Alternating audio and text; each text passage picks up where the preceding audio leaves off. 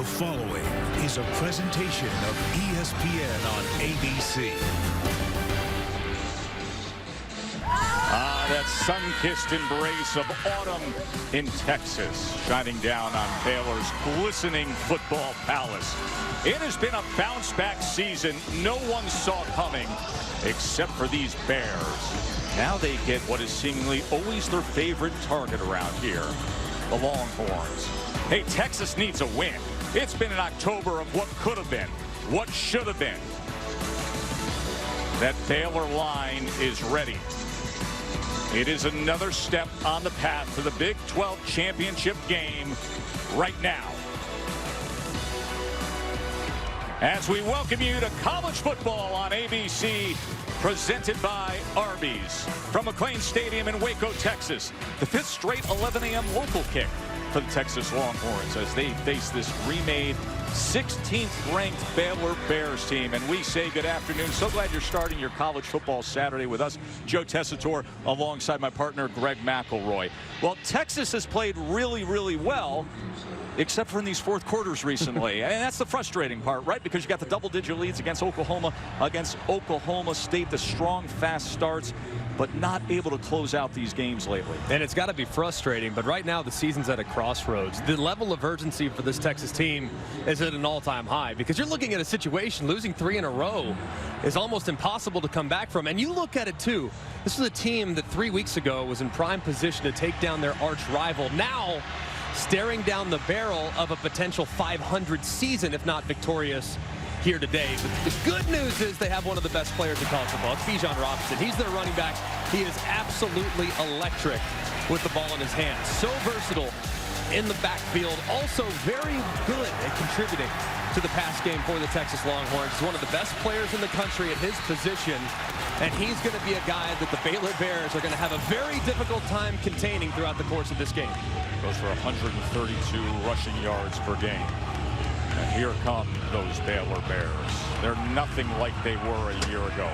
From 2 wins in 2020 to already bowl eligible and hammering home the #1 total offense in the Big 12. They can run the ball. They can play power football here in Waco.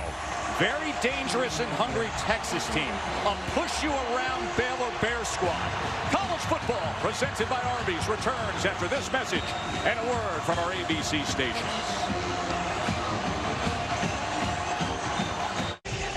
Beautiful day here in Waco as you're watching the Big 12 on ESPN. Texas won the toss. They elected to defer. 111th all-time meeting. Baylor's second most against any opponent. Let's go to Katie George. Well, guys, Steve Sarkisian during the bye week spent time talking about his team's psyche, not scheme.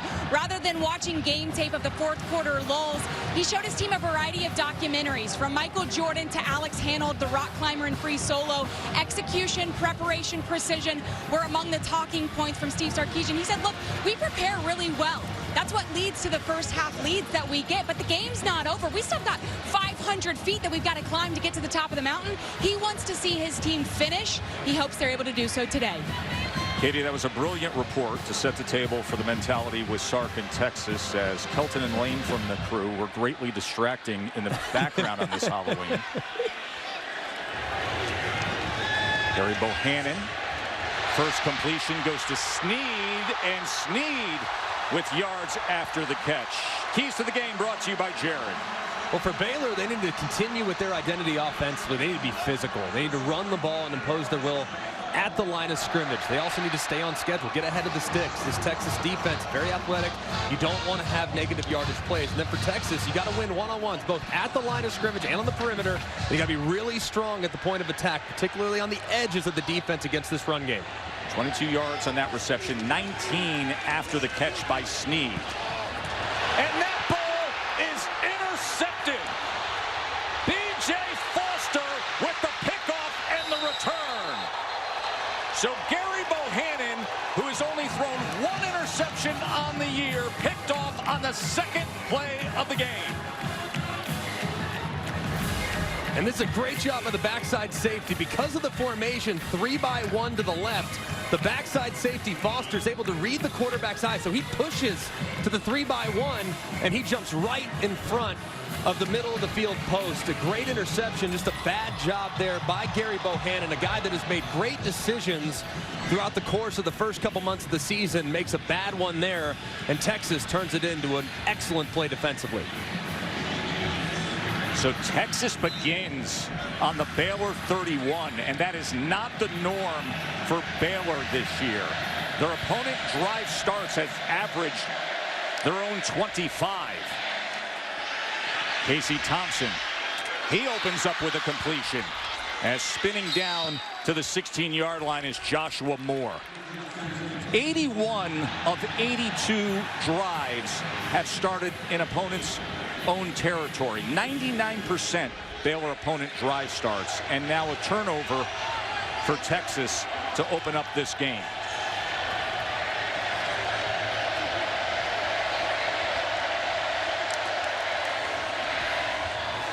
Thompson quickly gets it to Cade Brewer, the tight end, and he is met immediately.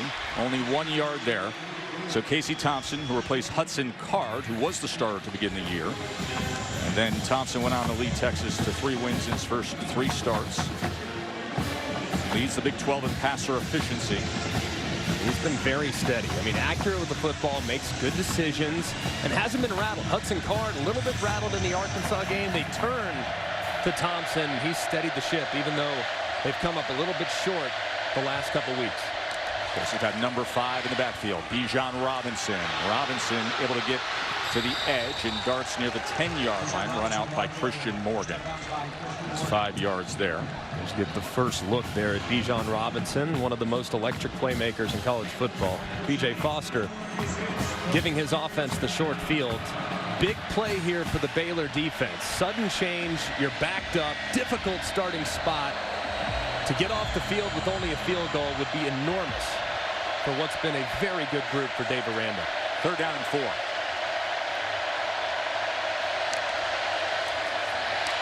Thompson with time to the end zone, and that's a touchdown. Joshua Moore. Quick strike, Longhorns.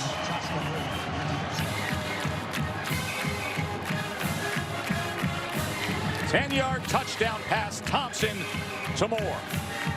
Well, you can tell that Baylor made it about Bijan Robinson with their defensive prep. Look at the safety here for Baylor.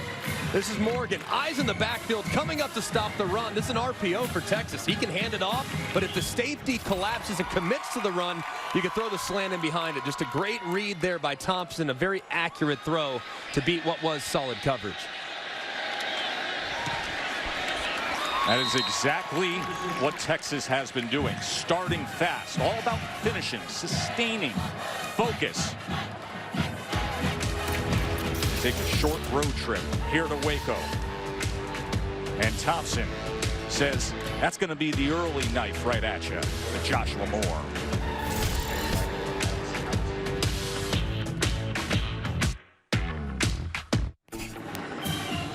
Well, there is the Longhorn Band, the show band of the Southwest on our AT&T 5G Skycam. They're up there in section 329, Greg. As our producer Scott Matthews notes, the reason they're in section 329 is because there wasn't a 429. That's where the guests are going to put you. Nothing like good Southern hospitality, right? Mm-hmm. Bohannon threw that interception moments ago, Katie. Yeah, I did. And guys, as I spoke with Baylor players throughout the week, each one referenced Gary Bohannon's confidence. They said his confidence is contagious. He came over to the sideline, had a quick conversation with R.J. Sneed. He was calm, unfazed, even had a smile on his face. This is a guy who doesn't throw picks often. Let's see how he responds now. Yeah, Baylor's offense came in ranked 4th nationally in interception percentage. You can update that 1 on the bottom to 2, doubling up his season total, but he's been so steady and is a young man that has really earned this position and the respect of his teammates. This is Abram Smith, who was playing defense a year ago on the carry, as he goes for 7 yards. And Gary Bohannon, we had a conversation with the offensive coordinator, Jeff Grimes, Greg, and he said you could see it day 1 of fall camp that this was someone who bet on himself, and he just continued to work and get better, and that confidence started to blossom right away in August. Very much. And they've done a great job of calling the offense Jeff Grimes has to his strengths, being smart, using his athleticism, getting him out of the pocket, and complementing this run game. Smith on 2nd and 3. That's a run game they have leaned on a lot, and that'll be a first down. Jeff Grimes, who was with BYU as the play caller last year, was a finalist for the Broyles Award. He calls this offense not the RPO, but the RVO, reliable, violent offense. And I love the way he put this thing together. I mean, the different formations, how they mix run pass, how they make it all look very similar. I think it's a very simple offense for the players to learn and understand and execute, but difficult for defenses to be able to read the keys. Bohannon on first down gets it out quickly. He does so to Drew Estrada, the transfer from Dartmouth. So Drew Estrada goes from Molly's Bar up in Hanover, New Hampshire, to Tony DeMaria's Barbecue here in Waco in the span of a year. Love that. But back to Jeff Grimes. I think this guy is one of the best coaches in college football. I really believe that. He's done such a great job for so many years. Comes from that offensive line background. And I think he's going to be a head coach probably sooner than later, and probably should have had opportunities in the past and likely will here coming up very soon in the future. 12-yard completion to Estrada. Bohannon had to get it out quickly as there was some pressure coming after him. And here's Jeff Grimes. As you can see, all the stops. I mean, he's been all over the place. Of course, the offensive line is his background, but he actually throws the ball, which is kind of different for offensive line coaches that are calling plays. He, of course, really cut his teeth at LSU, where they had an excellent run with Leonard Fournette, taking over at BYU, bringing Zach Wilson to the national spotlight, and then here, the impact he's made already in year number 1 is profound. Second down throw by Bohannon as he gets it right to that line to gain to Tyquan Thornton. You can see him, and I think sometimes when you're looking at future head coaching candidates, the offensive line's a great place to start, because in that room you have so many personalities, and it's a deep room where there's 20 guys in some cases, depending on the school, and being able to bring that group together and to create that camaraderie and that chemistry. You don't mess with the offensive line. And I think when you can find coaches that have had experience coaching that position, they usually lead to great success. Sam Pittman, Mario Cristobal, some examples as Preston Ebner takes the carry. Luke Brockermeyer with the tackle of Ebner. You know, Grimes says, listen, we're going to run a few plays a lot of different ways. Going to keep it simple, but just dress it up a little differently. It's easy on the players and very difficult on the opponents. Commitment to the run game, too, is just outstanding. And that's been such a wonderful statement that they've made here at Baylor with the physical and imposing run game. 2nd and 5, nothing happening there at all as Overshone charges in for the tackle. He's always around the ball. 35th start of his career today. And Overshone's going to have to be excellent today, because this Baylor defense, they really want to run it outside the tackles. It's kind of where they live. So it's going to force both Overshone and his partner in crime, Luke Brockermeyer, the linebackers for Texas. They're going to have to do a great job playing sideline to sideline. 3rd down and 7.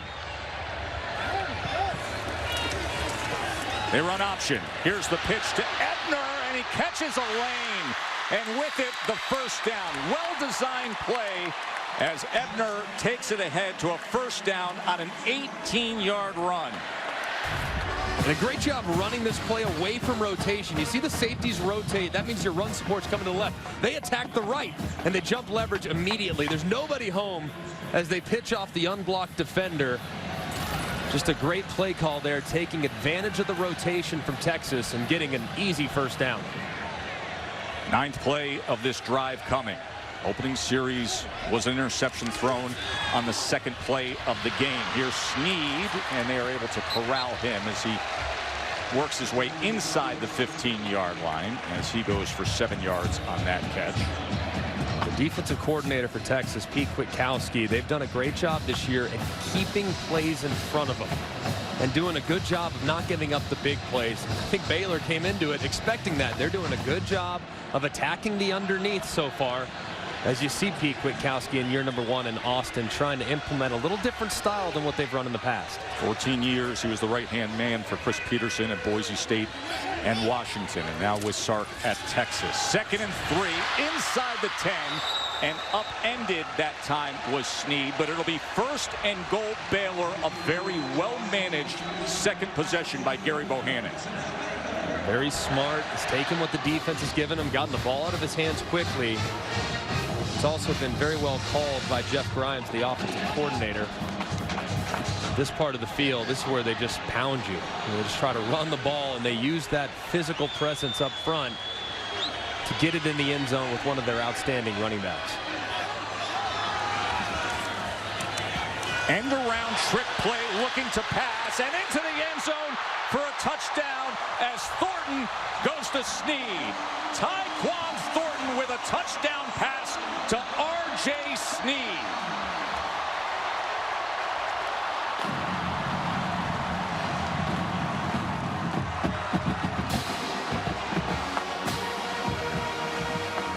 How about the changeup to what's become a very popular play, Philly special? No, Nick Foles isn't in the flat. You're going to throw it back across the middle, which you're told never to do as a quarterback, but I guess if you're a wide receiver, the rules don't apply. What a great read there as they connect for the trick play touchdown.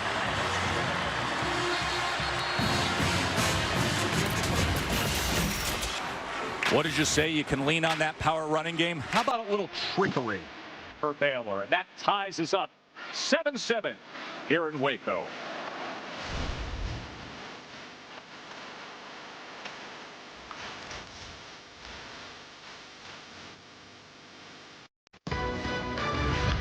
College football on ABC is presented by Arby's. We have the meats. Some of our families getting ready for Halloween. Children of our crew members, great looking bunch. What about your boys? You get the boys dressed up for Halloween? Yes, we got in true company fashion, we're going with Buzz Lightyear and Woody. Well, I like it. Very excited about it. I like it. Little Toy Story tip of the cap. The dogs are going as Mr. Potato Head, by the way. Both of them. 7-7 here after Thornton and Snead hooked up on the trick play for Baylor. Let's check in with Kevin in the studio. Thank you very much. There's Tyquan Thornton, who just threw the touchdown pass. The receiver who did play quarterback his senior year at Booker T. Washington High School in Miami. Tim Ice Harris, the head coach, said, I'm going to put him at quarterback. And he threw 3 touchdown passes that senior year, and he just threw one here against Texas.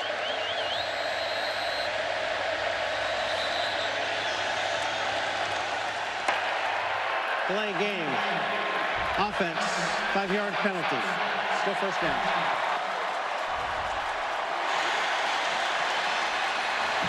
That's a head shaker for Coach Sark. It's 2 weeks in a row now where we've seen offenses come out and there's just really no urgency. Of course, Sark wants a reset. Every time, by the way, there's a delay of game, just do that motion. Maybe the ref will buy it. I used to use it all the time. I don't think I ever got an official to reset the game clock there. Casey Thompson, pressure up the middle. He cannot escape it. Siaka Ika rains down on him. All 350 pounds crashing down on Casey Thompson.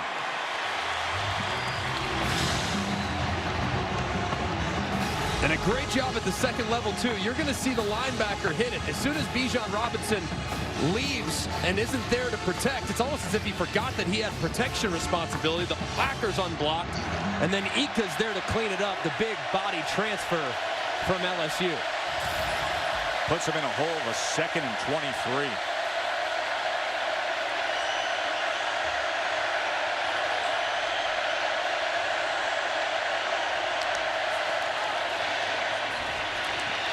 Robinson will get it to the 15-yard line, met by Gabe Hall.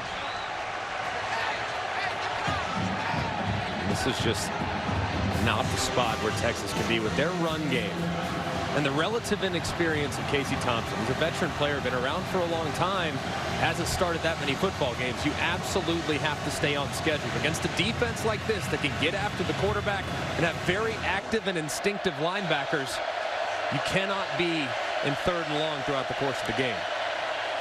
3rd and 20. They'll just play it with Robinson, who can't find anything on the left side as Dylan Doyle tracked him down with the pursuit, and Texas will be punting away. So the sack put him in a hole, and they could never dig out on that position. And a great job there by Baylor's defense. Of course, the sack that you alluded to, it's a great trigger at the second level. And Dave Aranda, he's got some excellent players on the defensive side. Maybe not all NFL all-pro type of caliber guys, but man, they're instinctive and they make great decisions at all 3 levels.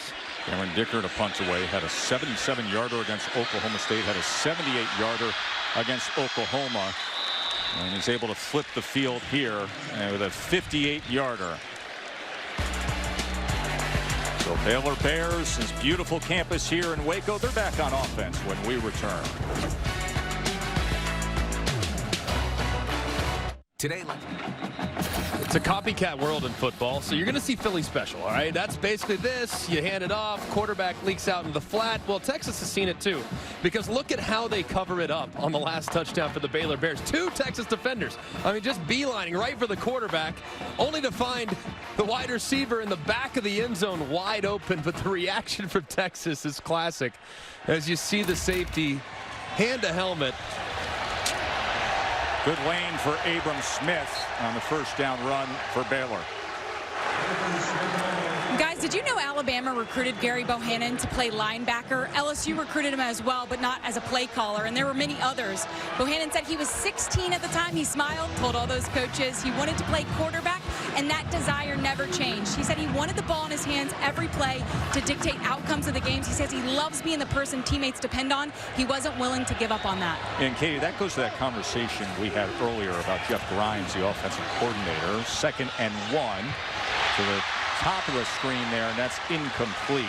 Where Grimes said, listen, you could tell he's the kind of kid who bet on himself, who was determined that this was going to be his role, his team. Yeah, and that commitment level in fall camp. I mean, Grimes said he'd get there, and I think it was a little bit of a humble brag. He said, I get there at 6:30, leave at 10:30. Gary was there the entire time and beyond, Katie, when Jeff Grimes came and left from the office. Well, even Greg, when he got the job, he made calls to all the offensive players. He started with the quarterbacks, Gary Bohannon being that first call, and he said he couldn't get Bohannon off the phone. He said that he was asking, Coach, can you send me the playbook like today? And he was like, no, Gary, I can't send it today, but I'll get to you as soon as possible. So he showed an eagerness and a willingness to want to learn this offense and get better, and it's coming to fruition now. Just hit the freshman Gavin Yates, who then was hit by Josh Thompson, but 3 yards, able to move the chains. This offense is going to go as the quarterback goes. Last year, the quarterback just happened to go number 2 overall to the New York Jets. So having a good quarterback that makes great decisions is imperative for this offense to be at its best. Ebner gets the carry. Of course, that's BYU's offense from a year ago. Jeff Grimes, the play caller there. It's such success. And then he comes here, and, you know, he had really a play caller's dream game in their last game, Greg. He went for 534 yards of offense, and it was penalty-free. A penalty-free game. That was the win over BYU. Their first penalty-free game in program history. It's amazing. It really is amazing. Smith, look at this hole, and then lowers the shoulders inside the 40. This is what they do best.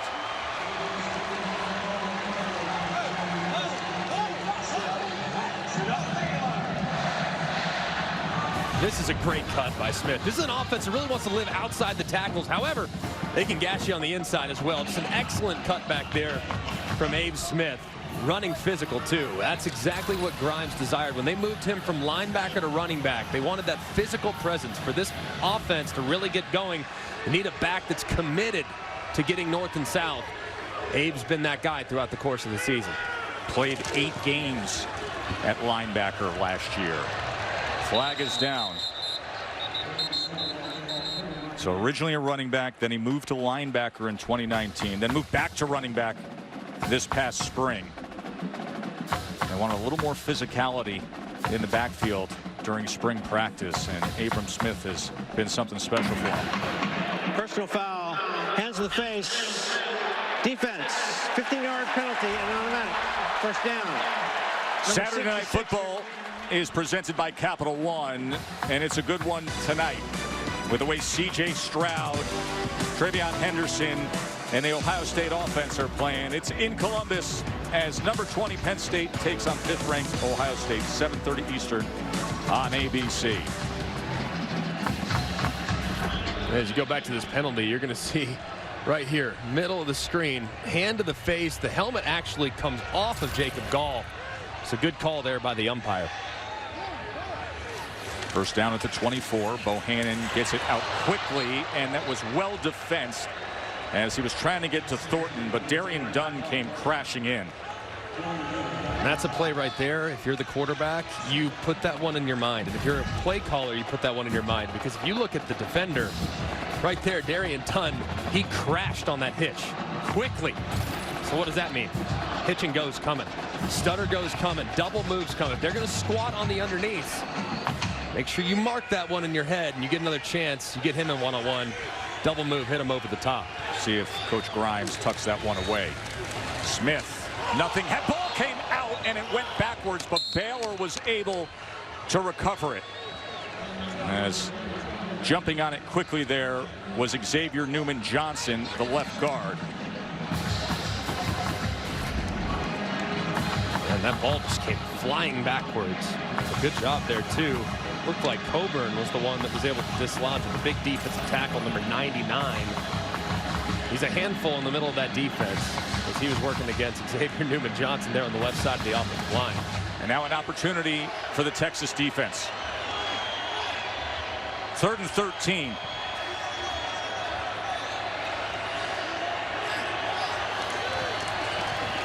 Four-man rush goes underneath, well short of the line to make to Snead, who tries to wiggle his way free and works it back to the 20-yard line where B.J. Foster wraps him up. Well, good job there by the Texas defense. They have the hands of the face that gets Baylor on the move. Back is against the wall, and they force a negative play. They, of course, do a good job at the line of scrimmage in that run play, and getting Baylor off schedule is not something that Baylor is going to be very successful at on those 3rd and long. So a great job there by the Texas defense. So Isaiah Hankins, the freshman, preferred freshman walk-on, who shocked everyone overtaking the starter John Mayers in fall camp, and he's been solid, 7 of 8 on the season. This from 38.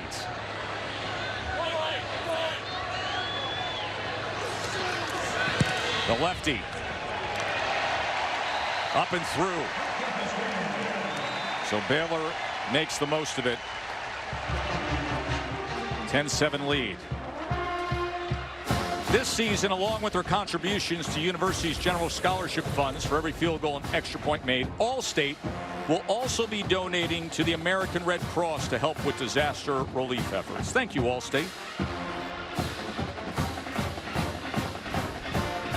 R.J. Snead has the touchdown catch for Baylor today. R.J. Snead, who teammates call Allstate. That's his nickname because they say they're always in good hands with R.J. Snead. And his nickname around the team is Allstate. And he had the 6-yard touchdown catch on the trick play from Tyquan Thornton.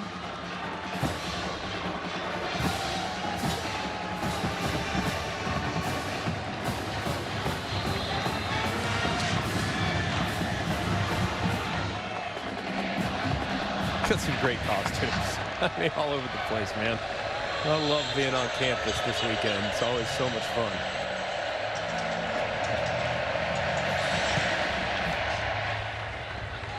Start of a busy day in college football. To get us up to speed, here's Kevin. Thank you very much. And we're back to business here with the Texas offense. A little payback there from Miami after Pitt upended their season a few years ago. In stride, Casey Thompson is able to connect with Joshua Moore.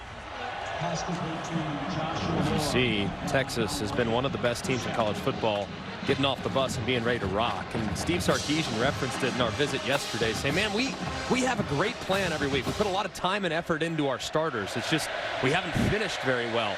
Well, so far, haven't been quite as efficient offensively as they normally are in the first quarter. Thompson going to take a shot downfield, wide open, and in stride is Worthy.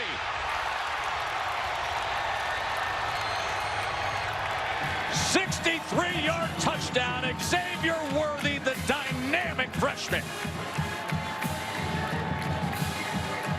Just when you're saying they hadn't been quite as efficient offensively, they take the top off. What a beautiful throw from Thompson as the freshman gets free.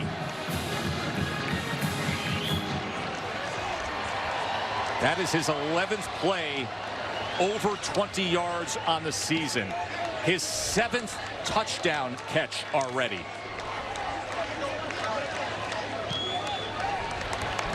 (14-10), Texas.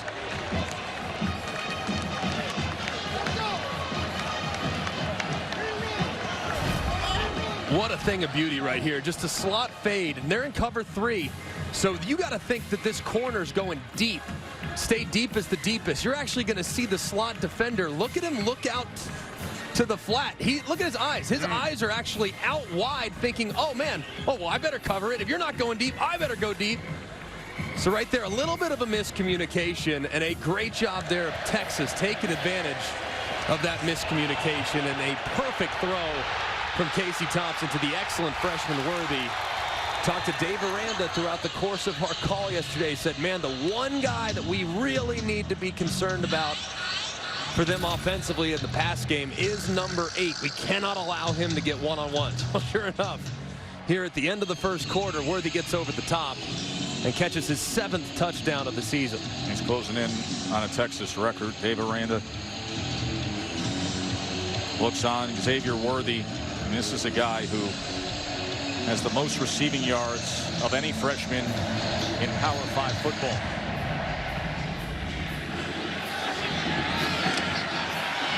Ebner on the return. Ebner goes up and over, but there wasn't enough real estate remaining. And good pace early on in this game, huh? Remember, Saturday Night Football on ABC.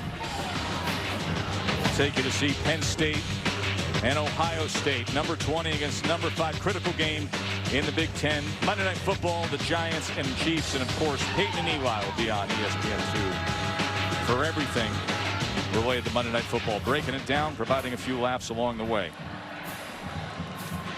I'm excited for that Penn State-Ohio State game tonight. A lot of people think, well, Penn State, you know, they lost to Illinois. I think they're going to have something up their sleeve tonight. They're going to be able to match points with that offense? I don't think so. I think they lose, but... Wait a minute. I thought you were selling the game here, McElroy. No, they're going to lose the game, but I would be surprised if it got sideways. That's for sure. I would be real surprised. James Franklin will get those guys ready to rock. And I think last week, tough spot for Penn State. Kind of a look-ahead scenario. Illinois grabs them. I'd be surprised if they didn't play really good football tonight. Well, Texas struck first. They had the interception that they turned into quick points when Thompson hit Moore. But then Baylor came roaring back with the trick play. And then fireworks again to close out the first quarter with Xavier Worthy. College football presented by Arby's returns after this message and a word from our ABC station.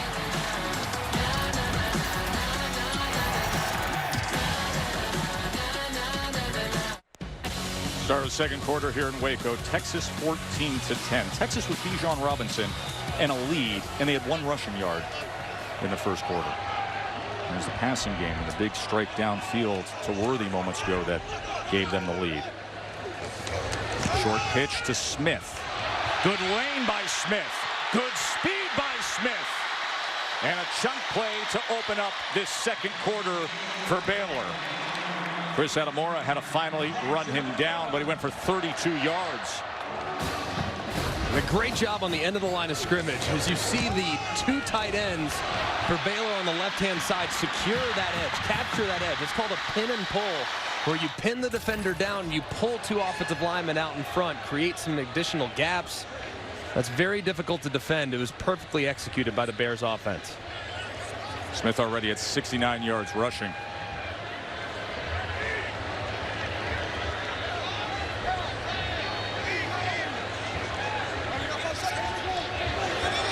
Checking over Jeff Grimes. Keep it on the ground with Ebner, and he will be tackled just behind the line of scrimmage Gofu coming in and making a nice play. The transfer from Notre Dame. He has 3 tackles for loss coming into this game.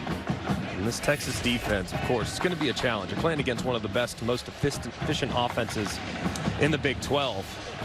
The tough thing about this offense is they can run it and throw it, and they can beat you multiple ways. So their balance is what makes it very challenging. So really an awful lot on these linebackers for Texas.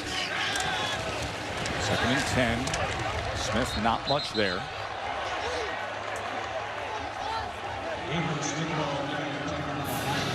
Right here, if I'm Jeff Grimes, I like the idea of getting Gary Bohannon out to the field here. I'd roll him to the right.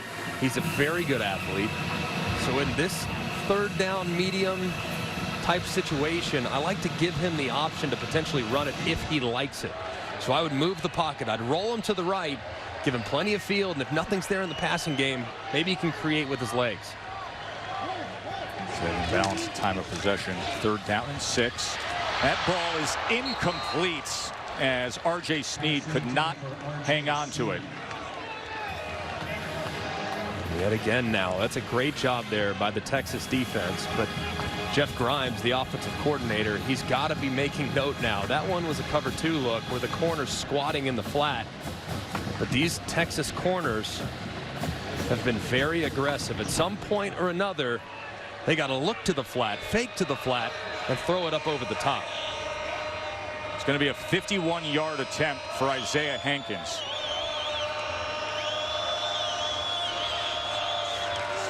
High snap, and it's off to the left.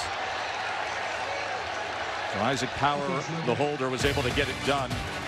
Rodoni was off the mark, and the miss remains 14-10 here in Waco on a beautiful day. Those Who Serve brought to you by Navy Federal Credit Union. Now, last year's statues of 2 Baylor University World War II heroes were unveiled at the plaza here at McLean Stadium. Airman John Arcane and Marine Jack Loomis, Baylor's 2 Medal of Honor recipients. They were also multi-sport lettermen during their student years. A beautiful stadium. It's a great memorial they have outside in the plaza. Bijan Robinson, we haven't called his name much in this first half. It's really amazing what Baylor's done. I mean, I'm from Dallas and grew up in Dallas, and Baylor was such an afterthought in the early 2000s. And what's been built here over the last 10 years and the success that they've experienced on the football field. There have been some high times, there have been some low times, but the commitment to football is remarkable. Baylor should be so proud of where they're at, not just as a football program, but obviously an athletic department with their championship last year in basketball as well.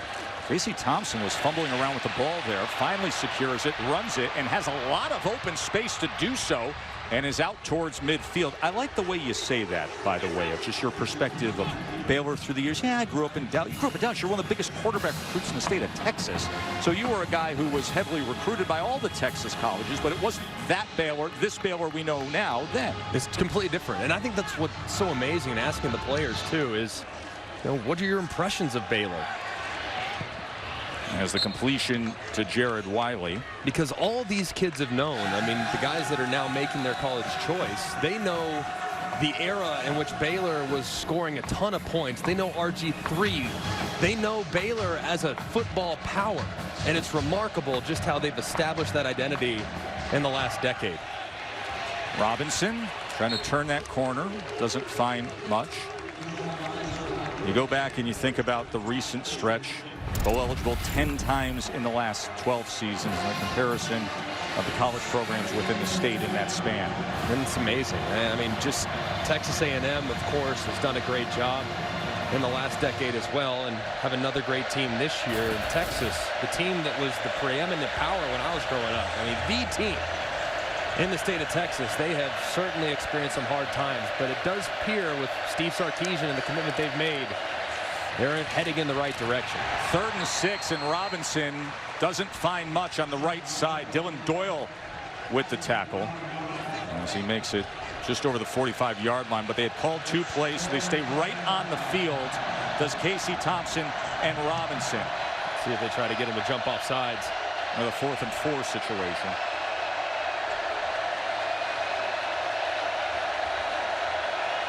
Thompson checks with his line. Shifts over Washington to the slot on the near side. 4th and 4. They're going for it. Thompson has to scramble around and then unable to find the target downfield. He was looking for Xavier Worthy, and it'll be a turnover on downs.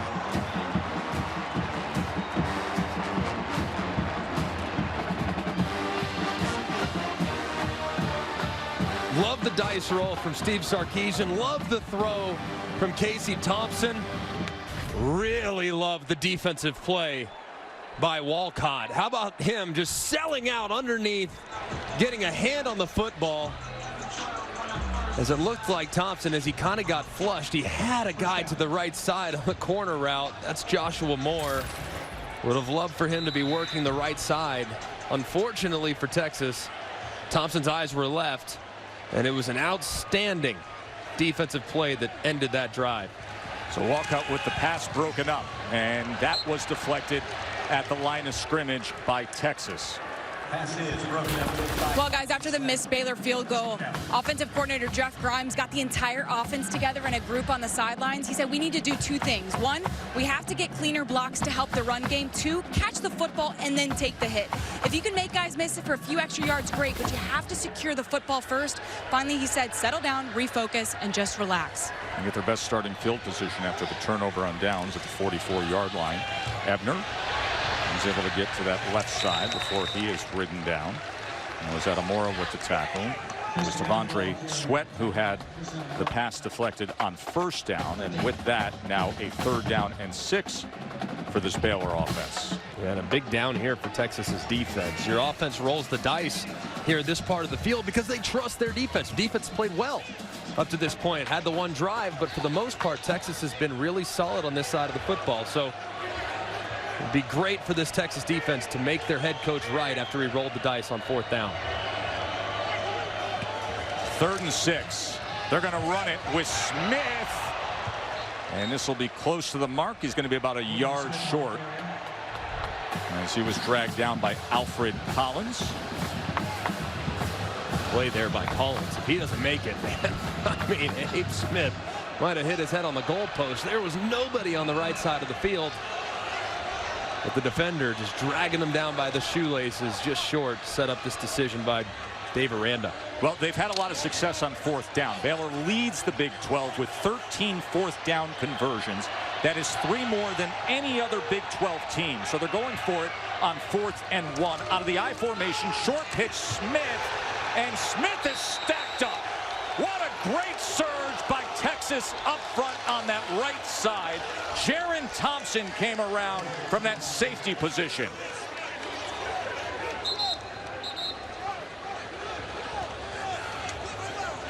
Keandre Coburn is down. That is a critical part of their defense. The big space eater in the middle of that Texas defense. So we'll take a short break with Coburn down. Yeah, you're going to see the fullback. He actually goes in the wrong hole. He works inside, and the running back works to the outside where there's an unblocked defender. Look at Doyle work up to the inside. He whiffs. The defender makes the play, and the Longhorns make their head coach right by getting a sudden change.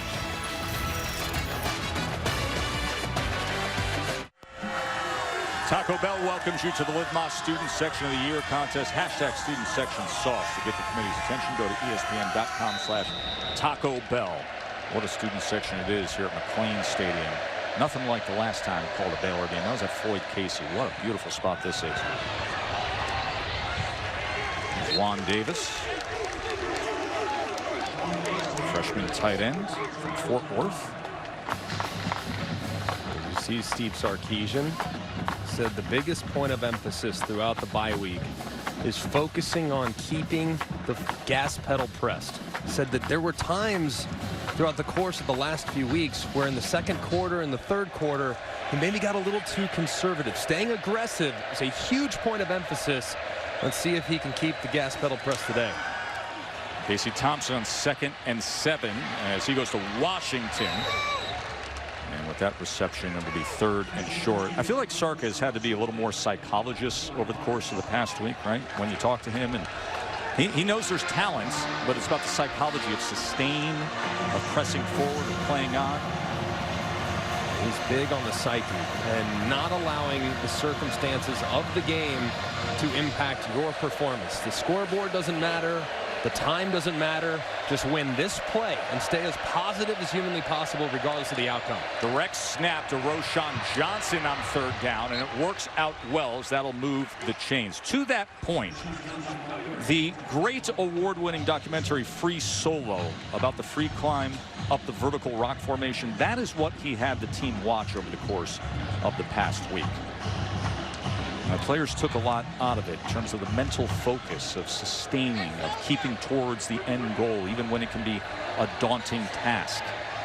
Finishing strong, unlike what they saw in the 4th quarters against Oklahoma and Oklahoma State when they squandered double-digit leads. Thompson on 1st down, launching to the end zone, wide open, but off to the left of Xavier Worthy. What a missed opportunity that was.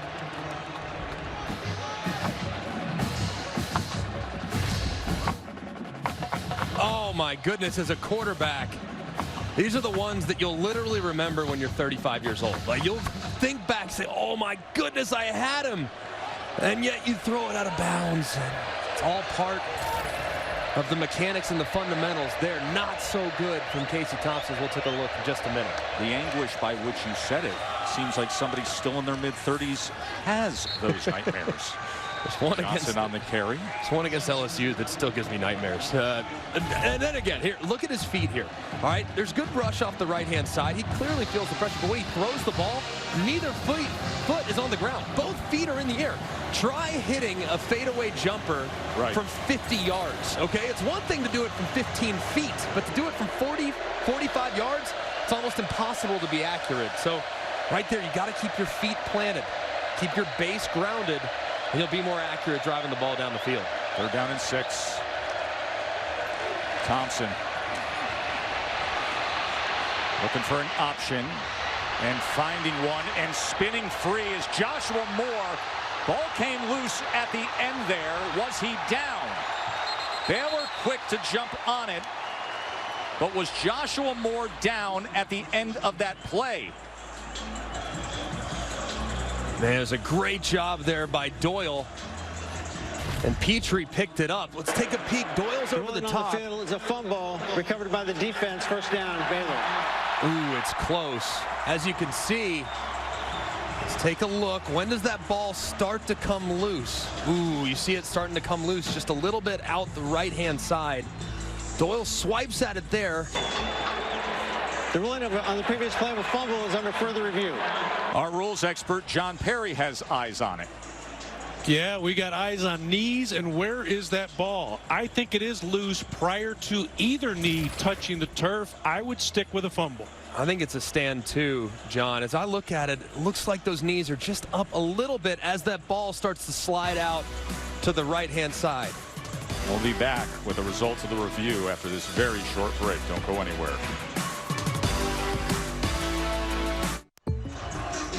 Review confirms that this is a fumble forced by Dylan Doyle, recovered and returned by Jalen Petrie and the Baylor Bears. So Joshua Moore fumbles inside the 20. And Gary Bohannon and the Bears offense back out there. A turnover apiece now for these two teams. Let's go to the studio to Kevin Nagandi.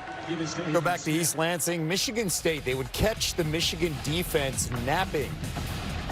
And we will see Kenneth Walker go in for his 2nd touchdown of the game as Michigan State takes a 14-13 lead right now. And keep this in mind, number 2 Cincinnati in a close one at Tulane, only up 14-9.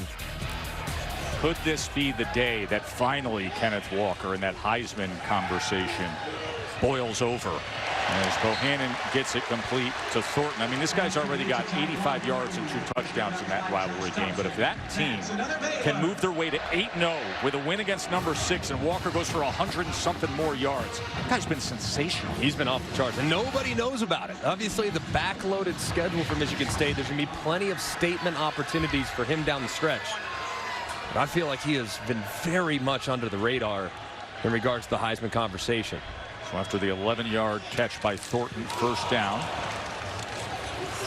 That had no chance at all. Smith was gobbled up by Benda. So far, Texas along the line of scrimmage has been pretty solid. They have. Talking about a Baylor defense, or a Baylor offense, excuse me, that has been really sound running the football and kind of keeping defenses off balance. But so far, these talented defensive linemen from Texas, they have not been pushed around. It's been impressive.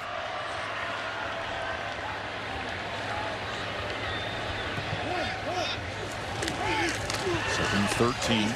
Bohannon forced back by Coburn. And he just had to burn it. Big Keandre Coburn was penetrating. It's a guy who made a great change in his life. He cut out sweets over the summer. Lost a good amount of weight. Says he feels healthier. His nickname around the program has been Snacks, but he said, I'm going to change the kind of snacks and be a little more explosive. And he has been a difference maker for the Longhorns. Yeah, he's added the ability to now get in the backfield in the pass rush situation. For the first few years, man, he was really an anchor in the middle of the defense. Now he can play on all 3 downs because of his ability to affect the quarterback. 3rd and 13. Bohannon, shallow cross, and it goes nowhere because B.J. Foster, who had an interception on the second play of the game, was able to take down Thornton. Man, great job by the Texas defense. Man, a great job at safety, too. You see B.J. Foster, they bring the corner pressure off the right-hand side. Foster rolls down into it, and he cuts off that shallow cross. Ball just slightly off target there for Gary Bohannon. Maybe the ball thrown out in front, get him running. Maybe it's a track meet, but a great play by the defense. Isaac Powers' first punt of the day, and it's a big boomer. Oh, and it just goes in to the end zone for the touchback. 14-10, just over 3.5 minutes to play here in Waco before halftime.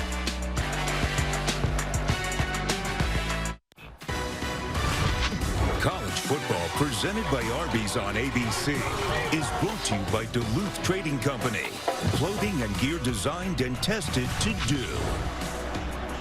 Not much better than the Friday Night Lights of Texas high school football. This was China Spring High School in Waco beating Robinson last night 52-21. They're 9-0. And yes, Greg, Southlake Carroll rolled. They beat Fort Worth Timber Creek last night 42-7. As always, come on.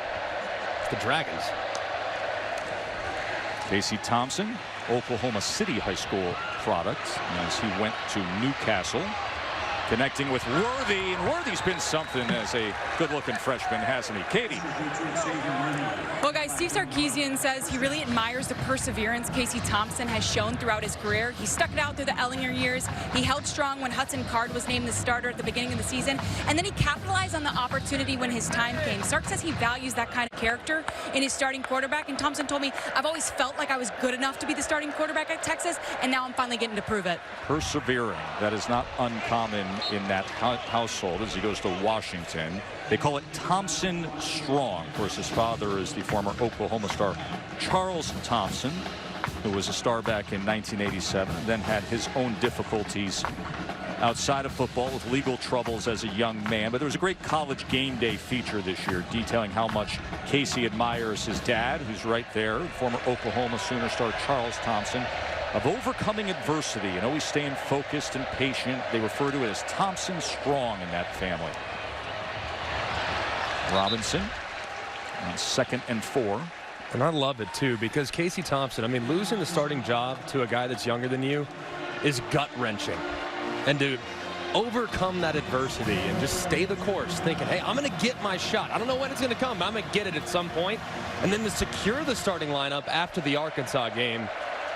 And now he's taken it, and the offense has taken off. It's really been fun to watch this young man persevere. 3rd down and 5. Bijan. Boy, struggling to find anything as he just works his way to midfield. That has been a point of concentration by the Baylor front 7. The key on number 5. Yeah, I don't think many people would have guessed that Texas would have the lead and have as many points scored as Bijan Robinson has yards. That's right. I mean, he's got 7 carries for 15 yards. One of the best backs being completely bottled up by this Baylor team, as you can see what he's done the last couple weeks against solid teams in Oklahoma and Oklahoma State. Today, Baylor, they have his number. They're going to have to find something in the second half to get their best player involved. Dicker, who has all 3 specialist duties, on to punt away. Ebner, the fair catch inside the 10. That gives us the opportunity to say hello to Kevin again. That's Capital One halftime report coming your way. Kevin Nagani alongside Booger McFarland. How about the game in East Lansing right now between Michigan and Michigan State? Yeah, back and forth. Sparty fighting back down 10-0 early. Iowa in serious trouble in Madison, as well as Cincinnati in a tough one in Tulane. Highlights coming your way at the half. Back to you, Tess. Look forward to that, getting us up to speed on everything happening around college football. As we have a very good one here and a very important game when it comes to the Big 12. Baylor is in position. I mean, Baylor sitting here at 6-1, thinking about a Big 12 championship appearance in Texas. With what's happened this month with the double-digit leads lost against Oklahoma and Oklahoma State, this is you gotta have it the way they're viewing their season. Bohannon's going to run it. And Bohannon surges ahead and gets to the 14-yard line. Well, if you're Baylor, you got to feel like you're actually in a pretty decent spot. I know you're going in trailing, which is never something that you want, but you weathered the early storm from the Longhorns.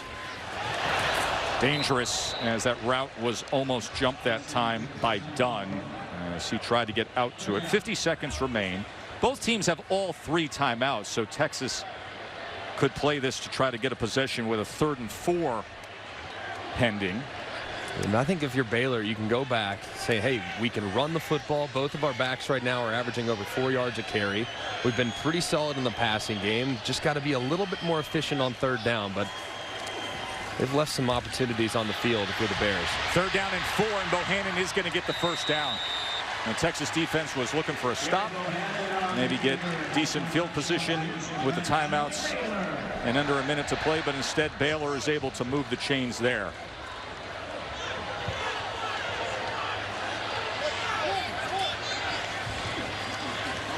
Bohannon, plenty of time to sit back, choose an option, and it's picked up by Brockemeyer. Brockemeyer with blockers in front, and Texas with the turnover, and 27 seconds left in the half, and prime field position served on a silver platter.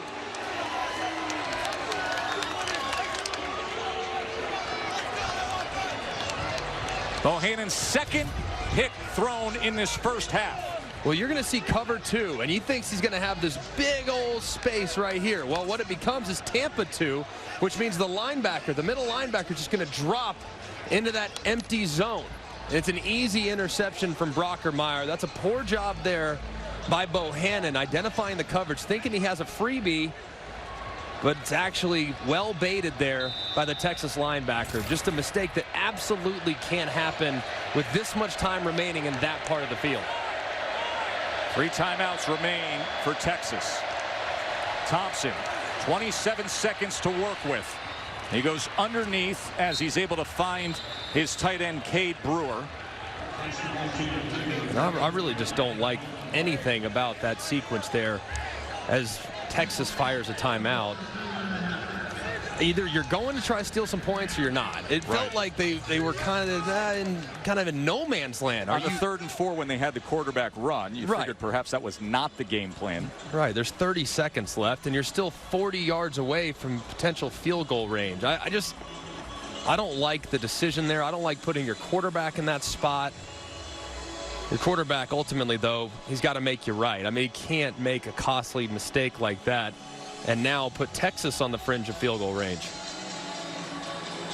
You're basically just wrapping up a present, and with Dicker for Texas, who's obviously got plenty of range and plenty of ability. I mean, you're basically just gift wrapping them a free 3 points at the end of the half.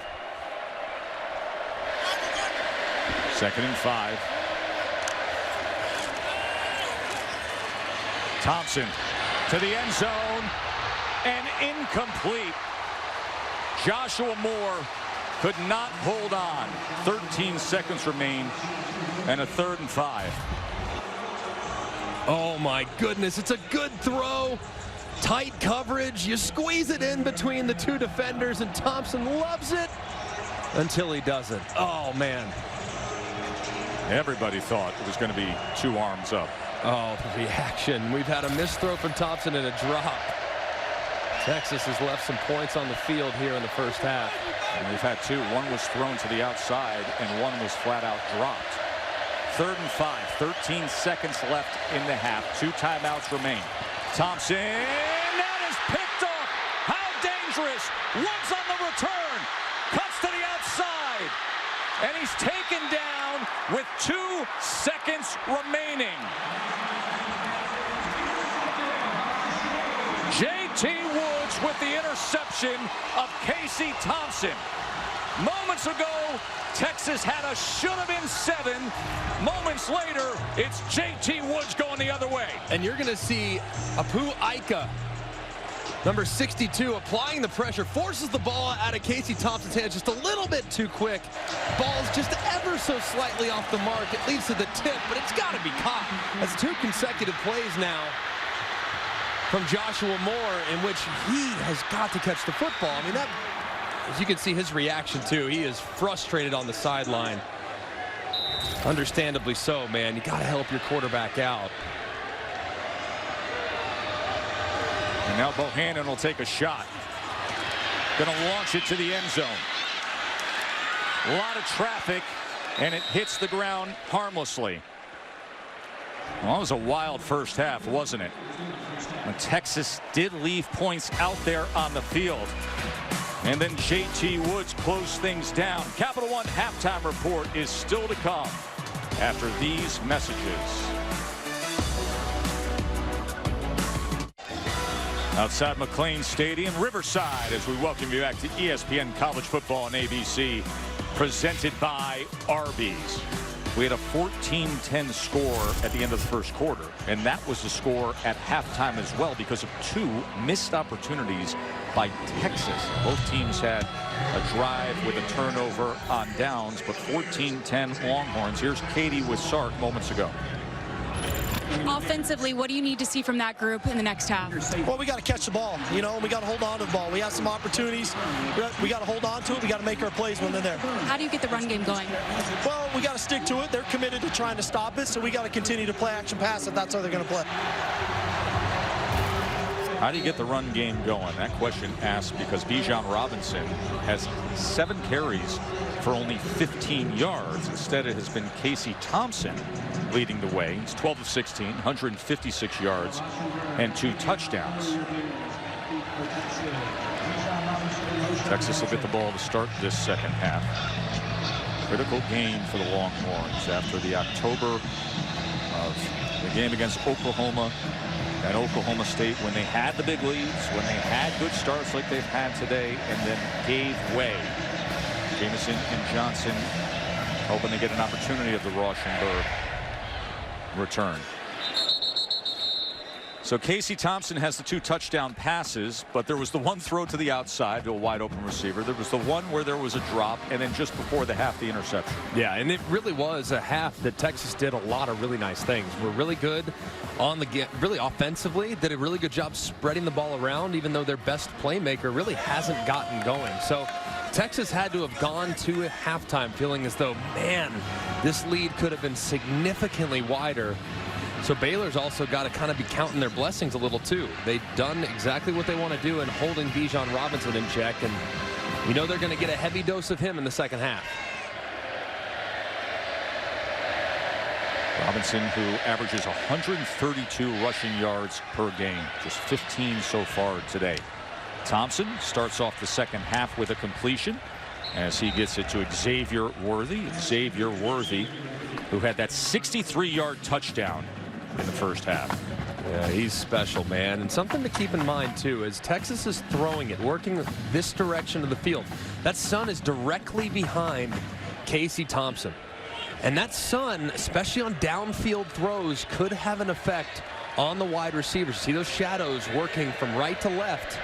So let's see if Texas sees the ball well in this drive. Robinson, again, a lot of traffic on the inside. Ika clogging things up. Saturday Night Football is presented by Capital One. Penn State taking on number 5 Ohio State. That is 7:30 Eastern on ABC.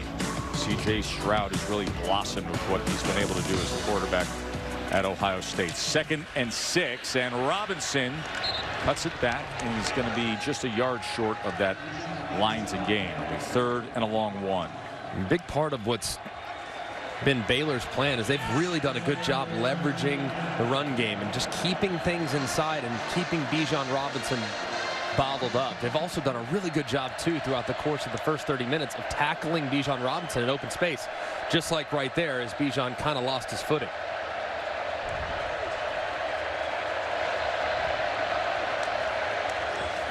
Third and 1. Robinson. Boy, it is a fight to find anything, and based on that spot, he's going to be short, as that was Terrell Bernard making the tackle. He's the leader of the defense, and a young man who's overcome a lot of injuries he's dealt with in his career. Yeah, great job by him. They're filling from the backside, and Texas, they went for a similar spot of the field in the first half. Be surprised if that wasn't the play again. They now bring in Roschon Johnson, number 2. Could go with a direct snap to him, but he'll line up in a traditional wide receiver spot. 4th down and 1. And he comes under center, does Roschon Johnson. And they're going to use a timeout. So he brings in the 2nd back, tried to hard count it under center, and then uses the timeout. Take a short break and get you right back here to Waco.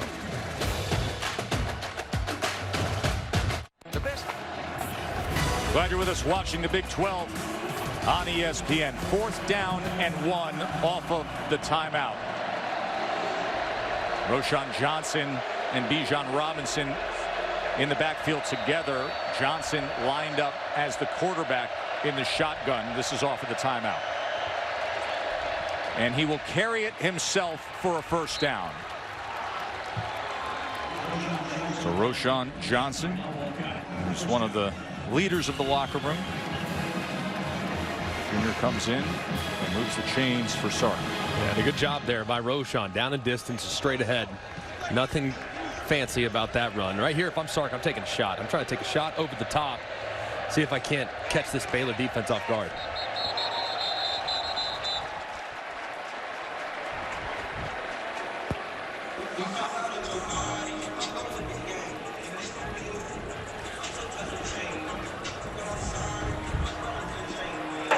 Offense number 8, 5-yard penalty. Still 1st down. That's Worthy, the freshman receiver. Start of a big day of college football. Really intriguing to see what happens with Ole Miss and Auburn tonight. That's coming up on ESPN. That's a good one. I'm real interested to see what Auburn does. Auburn, of course, coming off a bye. Difficult stretch here in the final few weeks of the season. 1st and 15 with Robinson after the penalty.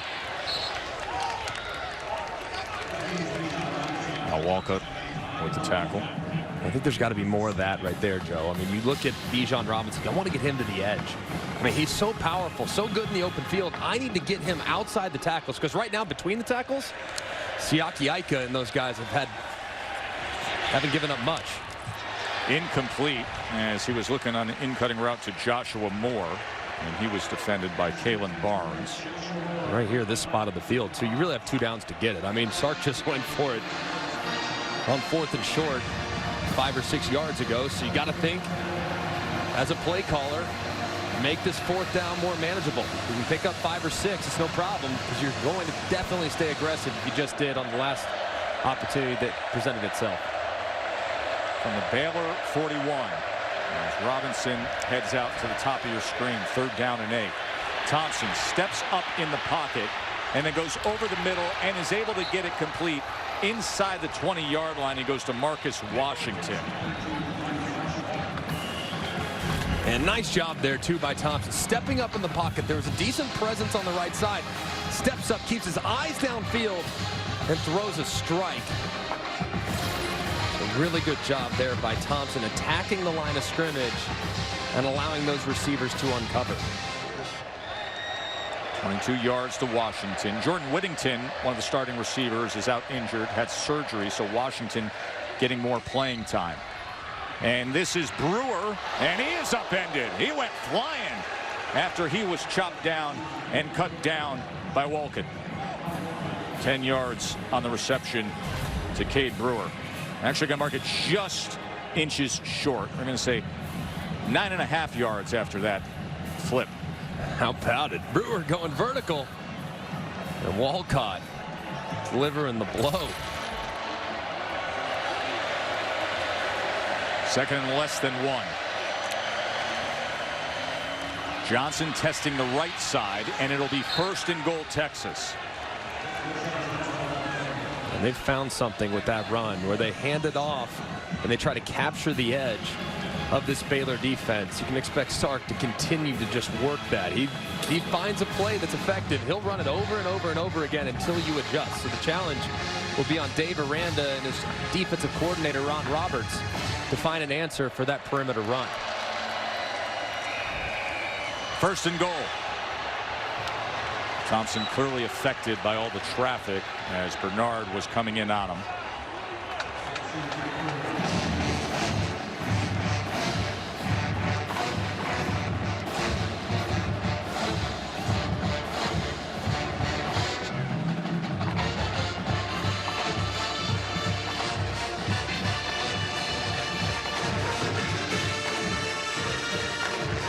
Keep an eye on these tight ends down here too if you're Baylor. They got some length at tight end with Jared Wiley, who's 6'7" down here in the tight end spot on the left. 2nd and goal, Robinson. And the 3rd and goal from the 5-yard line. In this part of the field, length is your friend. It's always obviously beneficial, but as the windows condense, sometimes you just have to throw it high in the back of the end zone, and the guys that are usually best at being able to snag those are those guys with great length. So always love trying to find tight ends in this spot on the field.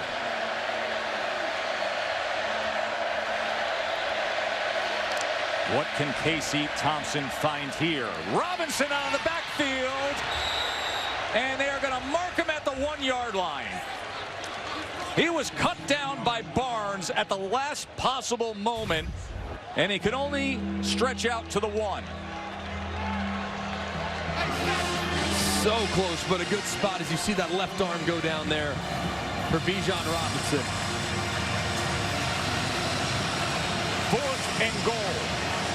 Big number 99 in the ball game for the Texas Longhorns, and big number 90, Byron Murphy at fullback.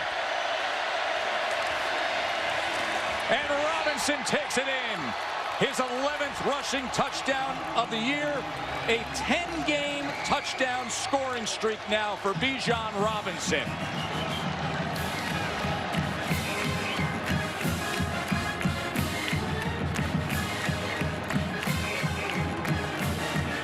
Jerry's grandmother, family out here in Waco to celebrate Bijan. How about that opening drive from the Texas Longhorns? 14 plays, methodical, right down the field with some nice conversions. Just an excellent job working their way against a defense that wasn't giving up much. They earned every one of those 75 yards. 2 for 2 on 4th down to get it done on that 14-play drive. And Jerry says, I'm going to record that for some family history.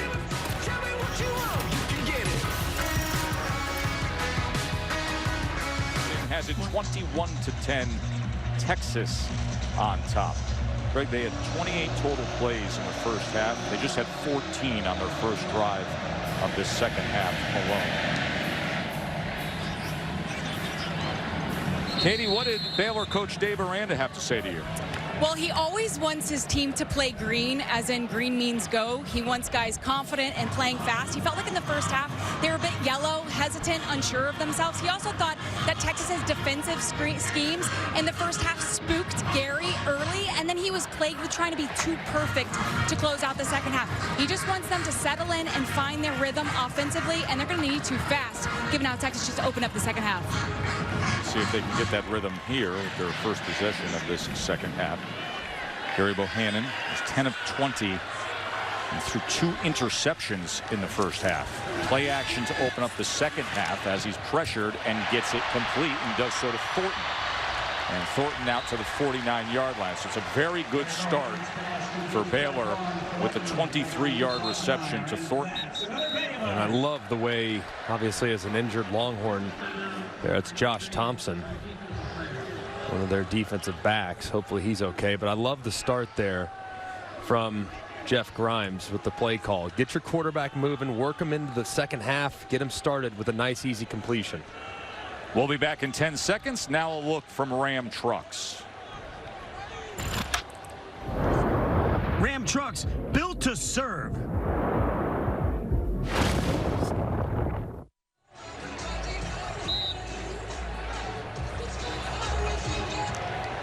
Jeff Grimes looking into that play sheet. First down near midfield. Abram Smith, he will get the work. Holds on to the ball as Texas tried to strip it away, crossing midfield. 2 weeks ago, he went to work, did Abram Smith, against BYU. Had career highs with 27 carries, went for 188 yards, had 3 touchdowns.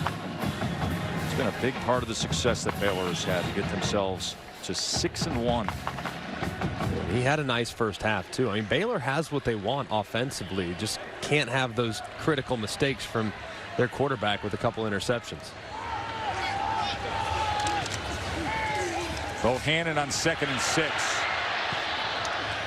Going up for it and getting it is Sneed. And this is the drive that Baylor needs. They've got to respond, and Sneed helps them with a 24-yard reception. A great job stepping up, too. Watch Gary Bohannon. There's presence, and he feels it, steps up. Nice, calm, cool, and collected. He clearly feels Brennan Schooler coming up behind him, steps into the throw a little high, but a great catch there by his wide receiver, Sneed. Limited action before this season for Bohannon, but you can see how much his hard work has paid off. Abram Smith will work it to just inside the 20-yard line. Well, guys, during spring practice, Jeff Grimes says he was frustrated with the run game. He said the running backs just weren't running with the type of toughness needed for this offense. He then voiced those frustrations with the staff, and someone said, well, have you ever seen Abram Smith run the football? Grimes said no, he didn't know the backstory. So he went to Ron Roberts and then Aranda, and the next day Smith ran the ball 8 times at practice. Grimes said, that's all I needed to see. Right away, I knew he was the guy I was looking for, and they stuck with it ever since. He's number 3 in the Big 12 in rushing yards per game since that decision. 2nd and 4. Bohannon looked like he was going to run, then threw it as Overshone was coming in right on him. Whew, this one was close. A great play by Overshone, going up and getting a hand on Gary Bohannon's arm, because if you see it, I mean, he's going to hit Ebner for a walk-in touchdown right down the middle. That's a really nice design. As that linebacker commits, you try to go up and over the top, almost like a jump pass from back in the day, but a good job by the Texas defender. Overshone just saved him 7 points, no doubt about it. 3rd down and 4. And Ebner can't find anything. Agofu with the tackle right at the line of scrimmage.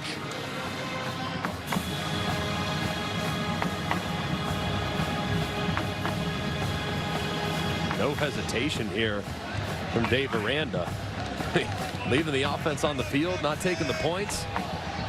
A little surprised. Obviously had the missed field goal earlier, and the young kicker nonetheless. But, man, he'd love to just take the points after what's been a pretty positive opening drive of the second half. 4th down and 5. 6 minutes to go here in the 3rd, and Baylor's going for it. 4th and 5. Shallow cross, they get it. And it'll be 1st and goal. R.J. Sneed was able to jump on the ball, but they pick up the 1st down on the pass from Bohannon to Sneed.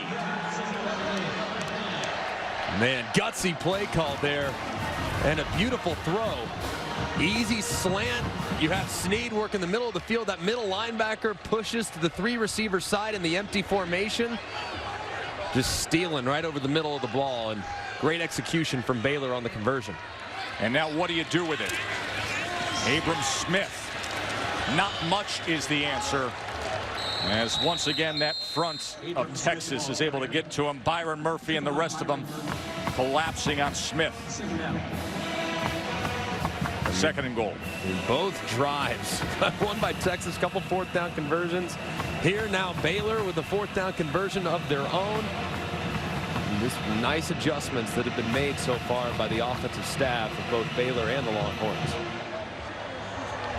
Anytime you have opening drive, this one's 8 plays. Texas had a 14-play drive. I mean, I think those coaches knew what they were doing at halftime. My goodness. A lot of window dressing here on 2nd and goal. Smith comes back into the backfield. They run Bohannon with blockers in front and into the end zone. Gary Bohannon.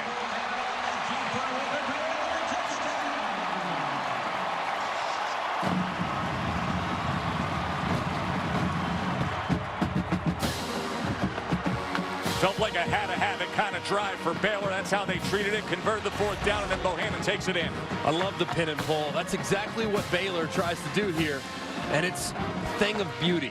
You're able to pin that guy on the end of the line of scrimmage, and then you have blockers out in front. Bohannon makes the guy miss, and he finds pay dirt. Beautiful execution from the Bears. Those down blocks then got the big road grader going. It was Xavier Newman Johnson. There's the big guy who paved it for Bohannon. All day. Monday Night Football, you got Giants, Chiefs, 8 Eastern on ESPN. Monday Night Countdown will get you started at 6 Eastern. Well, Baylor just got their 2nd half started just the way they needed to. Gary Bohannon had a 6-yard touchdown run. Of course, it has been a great turnaround for Baylor here in Waco. You think Waco and renovations, Chip and Joanna Gaines, well, they're not the only renovation experts, because Baylor 2017, they lost 11 games. A year later, Matt Rule and the Bears win 11 games, go to the Sugar Bowl. 2020, they went 2-7 in Dave Aranda's first year. Now 6-1. It's all about vintage barn doors. And shiplap is so in, Greg. Very much. Yes. Do you need a sunken farm sink? Do you need one of those? Farmhouse chic. Farmhouse chic here in Waco. Chip and Joanna with a fixer-upper, and Dave Aranda with a quick fixer-upper, turning around Baylor in just 1 year. Casey Thompson on 1st down, nearly tripped up, but then able to make a move, and look at this. It's a big gainer for Casey Thompson out to midfield. 25-yard run for Thompson. Well, he's not the fastest guy in the world, but my goodness, how about this move in the open field? Little yeah. He gets Terrell Bernard, just jukes him out of his shoes. Now Bijan Robinson tackled for a loss as Bernard and McVay take down Bijan Robinson. I'll tell you what, I can't say enough about what Baylor is currently doing to one of the best running backs in college football. I mean, they are totally keyed in on him. As soon as he touches the football, they are swarming and doing a great job, too, on the edges and taking him down in space. 2nd and 14. Thompson. Incomplete. He was trying to get it to Joshua Moore. Kevin, what's up, my man? Farmhouse chic screams Booger McFarland. 21-12. Back to you guys. Oh, Boog's all over. Boog's money, he can do farmhouse chic. Change it the next week, man.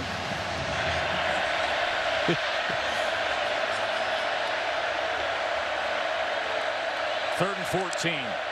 What does Thompson have? Incomplete, well beyond Joshua Moore. Great job there by the Baylor defense, pressuring the quarterback, bringing a little bit of heat and starting to impact there at the line of scrimmage too. Of course, as you take a look at Ron Roberts, him and Dave Aranda, long history together. Love the glasses too. It's just awesome, man. I really have enjoyed watching their performance this year, and they're putting on a little bit of a clinic here at times in this game. Oh, Dicker! They came right in on him. He hit the deck, but somehow the punt went downfield. That seemed like it was partially blocked that time. There's no foul for roughing the kicker. The ball was tipped. It was, and that's why there's no roughing the kicker. I mean, how does this not get blocked? I mean, it felt like he could almost tackle Dicker as he punted it. It just goes right underneath him. He was almost too far. It's R.J. Sneed who's making the play. And, man, if you're a punter, Joe, that's not what you like. Not from your shield right in front of you. You know what I love, though, is having your star speed starting receiver coming straight in through the A-gap against that shield. But that shield's got to hold up in a spot like that. I mean, I got to give Dicker credit. I mean, he didn't flinch. Nope. And just wore it, got right back up as if it was nothing. He's 6'1", 216 pounds, and a veteran guy. And a timeout is going to be called by Texas. That is their second timeout exhausted. Let's go back to the studio, Kevin. I'm going to dunk on Booger next time I see him. I'm going to dunk on him.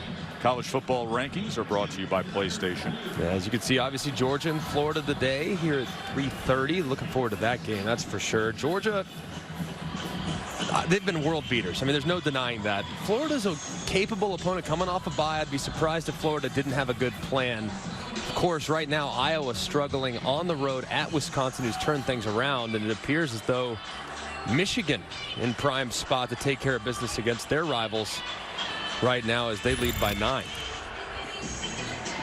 By the way, we are being told that they are reviewing to see if indeed the ball was partially blocked on that punt. Greg, listen, we look at those rankings, and I brought this up a couple of weeks ago as we take a look here. Sneed was coming in. The funny thing is I don't think looking at it is the best way to find out. No, the ball I would listen to it. Yep. Because you can hear the ta-da if the ball hits the foot and the player.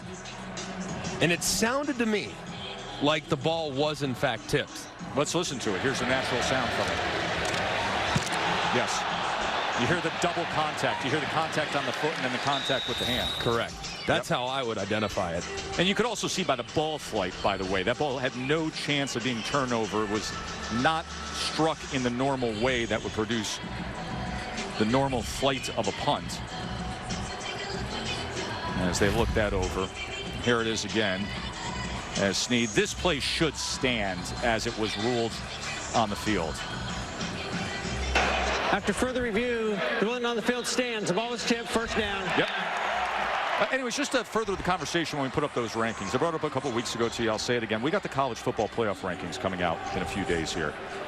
I think they're going to look very different than what we've known the AP rankings to be. Very much so. And I think it's very dependent. Michigan, of course, in a prime spot.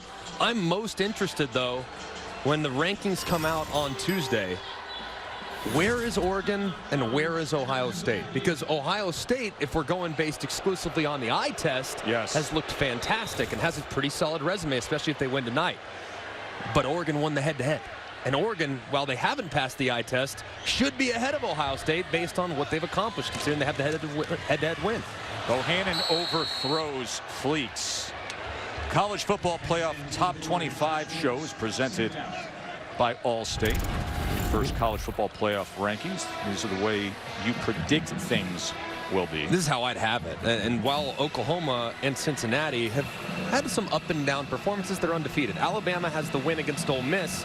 Alabama's resume is excellent. Obviously, the loss against Texas A&M, very difficult, obviously, to put ahead of an unranked, an undefeated team. But with the ups and downs we've seen from Cincinnati and Oklahoma, I just have to have the Tide in front. Abner trying to keep his balance out to the 29-yard line.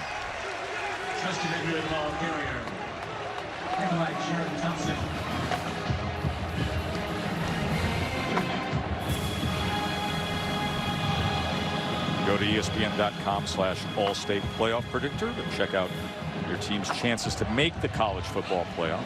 Again, the reveal happens Tuesday night. 3rd down and 1. Smith looking to move the chains, and he will. Rockermeyer had the tackle. Rockermeyer had an interception before halftime earlier today. It's going to be interesting also to see where Baylor's going to be ranked. If they can win today, obviously, 7-1 with some pretty impressive victories, they're going to be in the mix as well. It's going to be tough to get within striking distance of the playoff. But you beat Oklahoma a couple times. I mean, my goodness, anything's possible for these Baylor Bears. Yeah, I mean, it's all about making the Big 12 championship game and playing for a championship. As Smith continues to get more work. A lot of stuff is going to clean itself up, especially with what's happening in the Big Ten.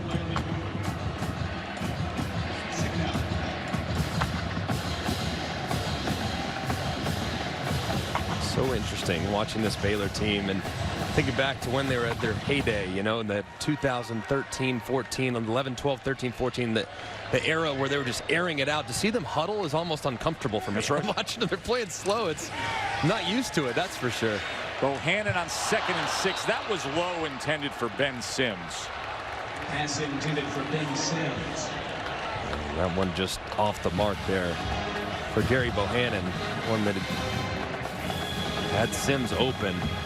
Throw that he's got to make just died on him a little bit as it reached his intended target.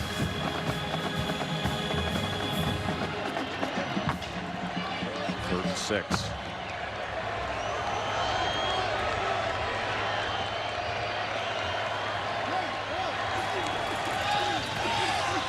Quickly to the outside, right at the sticks is Thornton. And they are ruling that a catch. They said it went down, got his hands underneath it, and Thornton will give Baylor a first down. And if I'm Baylor, I'd go fast. Because this ball, they're obviously going to take a look at it. Did he secure it? It's close. This is a good angle Previous here. play is under further review. The one on the field was a catch. Yeah, it looks like his hands are underneath it. They'll take a peek at this, but I'd be surprised, Tess, if this call was overturned. I think that's a catch. And good job, too, there by Thornton, knowing how far he needed to go to pick up the first down. Sometimes receivers are in such a rush to get open. They're in such a rush to get to where they need to go that they'll often cut that route just a little bit short. How often do you see a bang-bang play? The next thing you know, it's 4th and 1. That time, Thornton took his time, got his depth, and secured the catch. Great play by the wide receiver. And John Perry, I think we got a really good look at this, don't we? We do. Thanks to the great camera work. I mean, this is outstanding camera work. Great call. I see why it goes catch. The thing I don't see is the ball move up through the body. So I do like it as a stands with a catch. You know, and John brings up a great point. You know, replay is only as good as the camera operators and the replay folks that we have in the production truck can be. And you see the zoom in there. And excellent look that time to get that shot.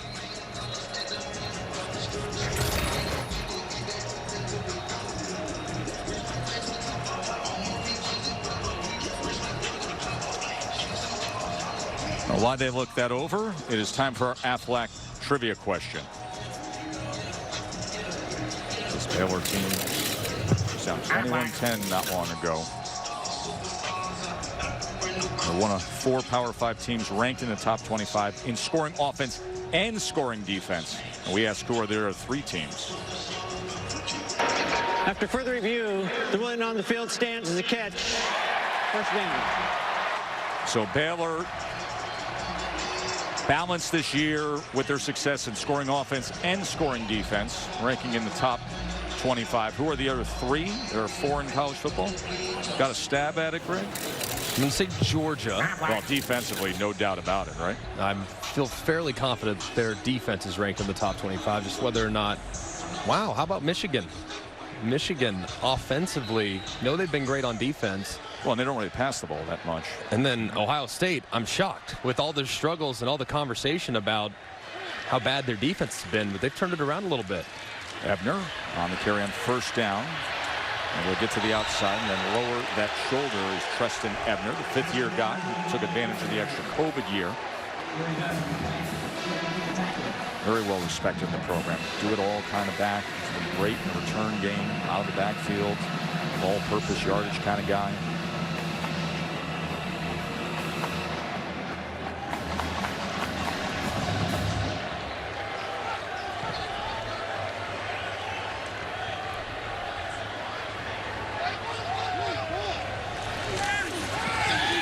Second and 4.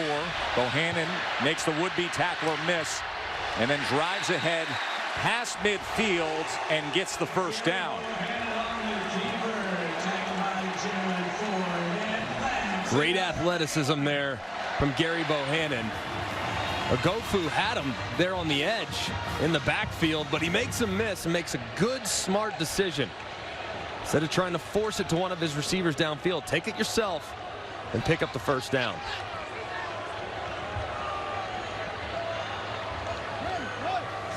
Final half minute of this third quarter.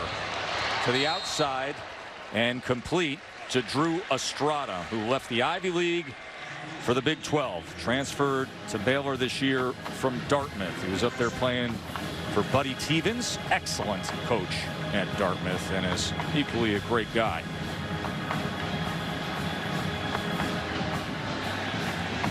Baylor snaps it one more time before the end of the quarter. And we will hit zeros. Robinson had the fourth down touchdown to open up this second half for Texas. Baylor was down 11. And they put together a good drive to come back with Bohannon the touchdown. And we have an interesting one headed to the fourth quarter as college football presented by Arby's returns after this message and a word from our ABC station.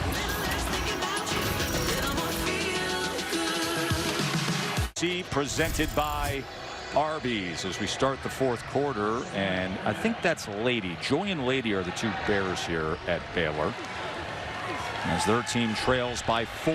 Bohannon downfield strike, and wide open is Ben Sims.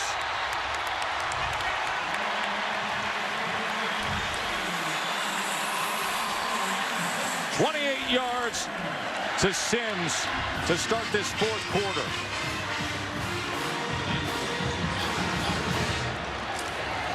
Bohannon to the other side, and inside the 10-yard line is R.J. Sneed. Boy, that Sims play sparked them. I love this. You get the full design. All the flow is this way, and you just work the tight end out the back door. Just an awesome design. It's so difficult to defend because all the Texas defenders are thinking full boot action. He's rolling to his right. Let's get over the top. And then in comes Sims right around the backside. Very accurate throw there, too, from Bohannon. Just an excellent call and great execution by the Bears. So well designed, wasn't it? 2nd and 3. Smith straight ahead. Smith. It'll be 1st and goal. Baylor looking to take the lead.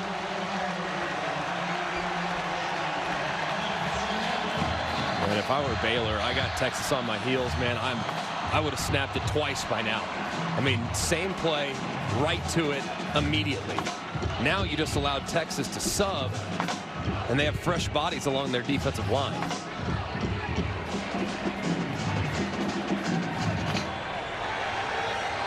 First and goal. Smith looking for something, and he can only get maybe to the 1-yard line as that left side of that defensive line collapsed with a Jomo.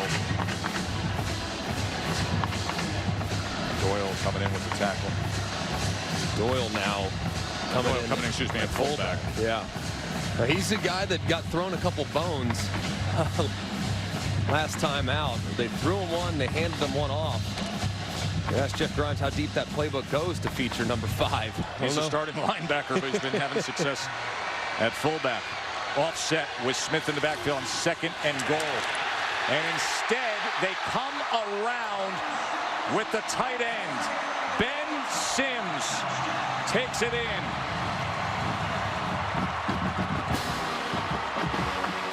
And Baylor's first lead since they were up 10-7 late in the first quarter.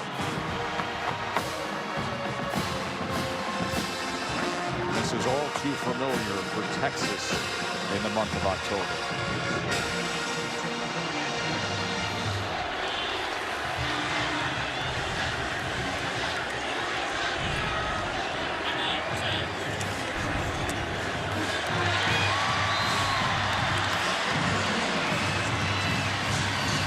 So Ben Sims had the big reception and then had this. I love this because you basically are just selling everything going this way. Meanwhile, he's motioning back. You hand it off very quickly. Look at all those Texas jerseys. They're all trying to jump leverage, and that's just taking advantage of the misdirection. Just an excellent call there and beautiful design. You have a blocker out in front. He whiffs, but it didn't matter. as Baylor punches it in for another touchdown. I just really like that design on the goal line when Texas is selling out completely against the strong side run. We mentioned the constant theme, the familiarity with this against Oklahoma. They squandered a 21-point advantage in the Red River Showdown. That went 55-48 the other way. And then in the next game against Oklahoma State, they had a 14-point lead in the second quarter. They were outscored 29-7 the rest of the game.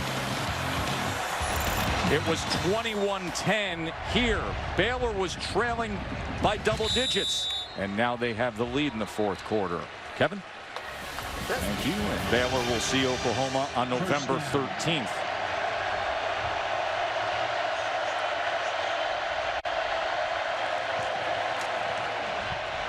Thompson going to check it down to Washington. So remember, we had the conversation earlier about the psychology that Coach Sark has been trying to instill, that he had them watch the inspirational documentary Free Solo. These are the moments. This is the time and the score on the scoreboard where you see the impact that it has as the strike for a completion goes to Washington. But he's trying to get them to think differently about sustaining and finishing. And a great opportunity for their offense now to respond. I mean, all week last week, as they looked in the mirror, no opponent, they talked about finishing, finishing, finishing, and not allowing the circumstances in the game to dictate how you perform. Great opportunity to change the narrative on this team right now with this drive offensively. Thompson goes for 4 yards there. Petrie with the tackle. Petrie had the fumble recovery earlier today.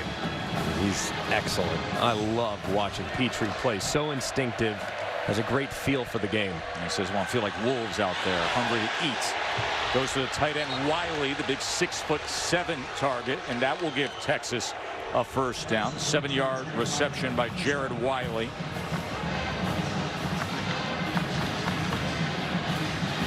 Thompson in the foreground. Sark, one of the great offensive minds of the sport in the background. I might take a shot here if I'm Sark. Plus territory, big heavy play action. See if you can throw it over Baylor's head. There's the play action. Pressure came, ball came loose, and Thompson had a fall on it, and it was Jalen Petrie. What do you say about that mentality? To be hungry, to make the big play, to set the tone, to be the wolf out there starving to eat. He was right there, wasn't he? That's a game changer. I mean, right here, this is a laugher touchdown. I mean, wide open, and Petrie makes the play. I mean, look at wide open. I mean, there's nobody covering Marcus Washington down the field. Instead, Petrie makes the sack, strips the ball. That's how you end up on the Thorpe Award list. I mean, he's one of the best in the business and showed it right there. Can you believe the missed opportunities from Texas today of downfield big plays just left there? Thompson, what a great job going up and getting that football by Wiley. It was 2nd and 16 and 10-yard reception. It'll be 3rd and medium here. 3rd and about 6. How about the psyche there from Casey Thompson? I mean, the response after what was a disastrous first down play. Throws a strike over the middle to make it 3rd and manageable in likely 4-down territory for the Longhorn offense. 10 minutes to play in the game.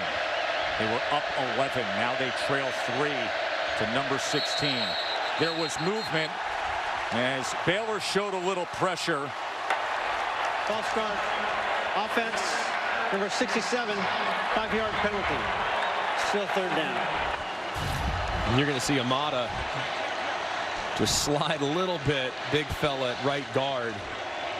As the Baylor defense, Ika slid down. He slid with them. When 361 pounds starts leaning one way, it's tough to get it going the other. No doubt about it. And Baylor keeping a clean sheet yet again. How many straight quarters from Baylor without a penalty? That is incredible. First time in program history, last game without a penalty. They don't have one today. 3rd down and 11. Thompson Thompson extending the play. Downfield wobbler is incomplete. Washington had a shot at it. But Christian Morgan was there defensively to break it up.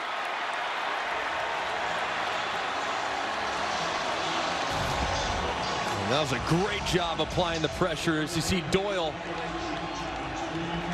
And man, good pass breakups. It looked like Washington had a chance there. Gets both hands on the ball, but instead it's knocked down. Great play there from Baylor's defense. This is a fake. Cameron Dicker is running for it on 4th and 11.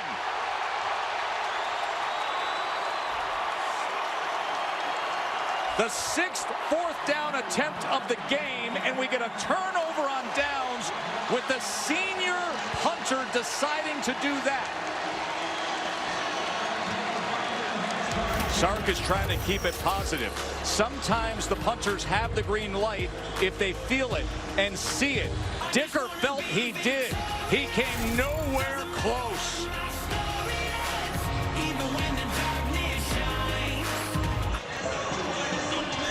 As you see, Griffin Speaks. He was on that punt, return, block, safe team. They made a great play there on Dicker that we'll show you in just a moment. So Baylor takes over after the failed 4th down, tackling the Texas punter on a 4th and 11. And it's a bad decision by the punter. I mean, they literally are spying. Watch Speaks. He's spying the punter. As the punter drifts, he drifts with them and just keeps his eyes on him the entire time. So there's really nothing at that point that Dicker would like. I mean, still have the option to kick it. He's got to make a better decision there. Even if a fake was called or it's green lit by the coaching staff, you got to let it override with your decision. 2nd and 7. There's Ebner. Good run on 2nd and 7 inside the 35. By the way, the tackle on that 4th down play on special teams by Baylor was by Byron Hanspard Jr., number 25, the son of the former unanimous All-American, the former Doak Walker Award winner at Texas Tech back in 1996. Byron Sr.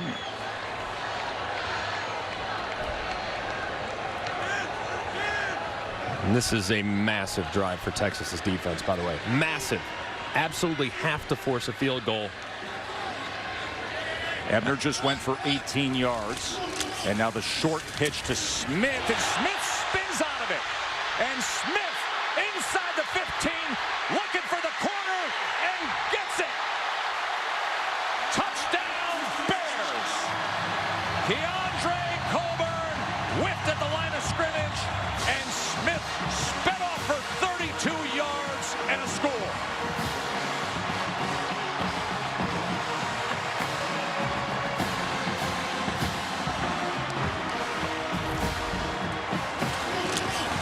How about the running back?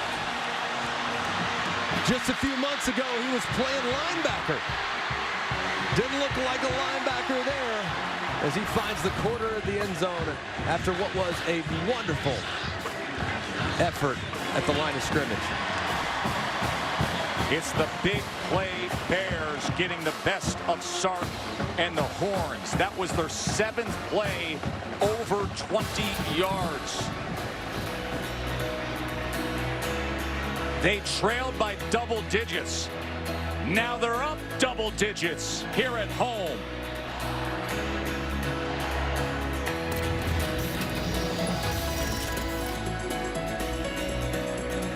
Thank you very much. You two are very busy as the day goes on. Eventually with Ohio State and Penn State. The Baylor offense has been very busy as well. Katie. Well, Greg, you asked Abe Smith just yesterday which position he liked more, linebacker or running back, and he said, well, he loved playing linebacker. The feeling of being in the end zone when you score a touchdown, Smith says there's no better feeling than that. He said an interception, yeah, it's awesome, but hearing the roar of the crowd when you run across the goal line, he said it's something you feel throughout your entire body. It's electric, and this crowd here at McLean Stadium was electric as well. It's awesome, too. I mean, I love it, too. I mean, go to a guy that's in his senior year and say, hey, man, can you switch sides of the ball? And that's not easy. And I'm just amazed talking to Dave Aranda and this Baylor staff at just how mature their football team. A lot of veteran players, great leadership, no selfishness. And Abe Smith, a perfect example of that. John Robinson out to the 29-yard line. I got a chuckle. We were visiting with Smith yesterday. He said, transition from linebacker to running back. He said, my mom, Rosie, said, hey, I put all this effort into learning all about playing linebacker, the nuances of what you do as a linebacker, and now you're going back to running back again? I was just learning how I watch you playing linebacker when he has been a sensational running back. 2nd and 6. Thompson, that looked like it may have been deflected at the line of scrimmage. A flag comes down as he was trying to get it to Worthy. Barnes had coverage on Worthy. If this ball was tipped, there wouldn't be. It would affect the defensive call. Yeah, and I think it did get tipped. I think Siaki Ika, the defensive tackle, tipped the ball at the line of scrimmage.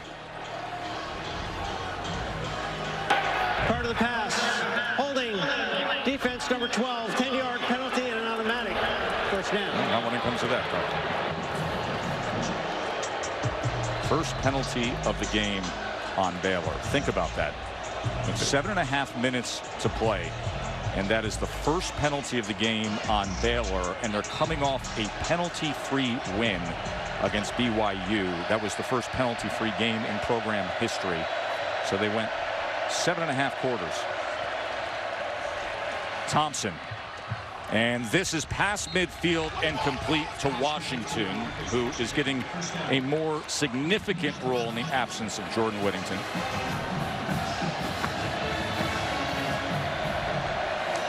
Quick to the line and quick into the hands of Bijan Robinson. And Robinson, good leg drive to the 39-yard line. There's a 9-yard run by Robinson. If I'm Texas, I'm calling that exact same play over and over again.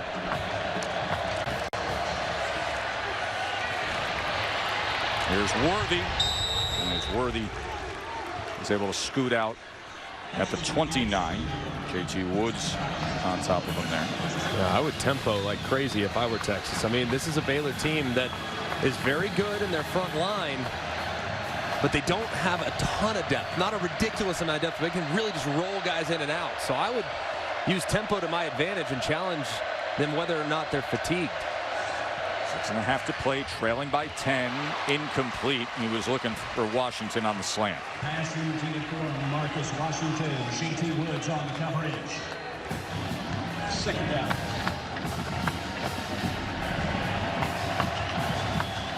You got to think, too, at some point, Sark's going to draw something up that gets Xavier Worthy, their excellent freshman wide receiver. They got to find a one-on-one for him. And he's drawing a tough matchup because right now it looks like Baylor's very aware of that possibility as well. Thompson gets it complete to the 15-yard line to Joshua Moore. Pass complete to Joshua Moore. Moore had the touchdown that opened up the game. Also had a fumble inside the 20. One of those missed opportunities that Texas is hoping they don't regret when they look back at this game.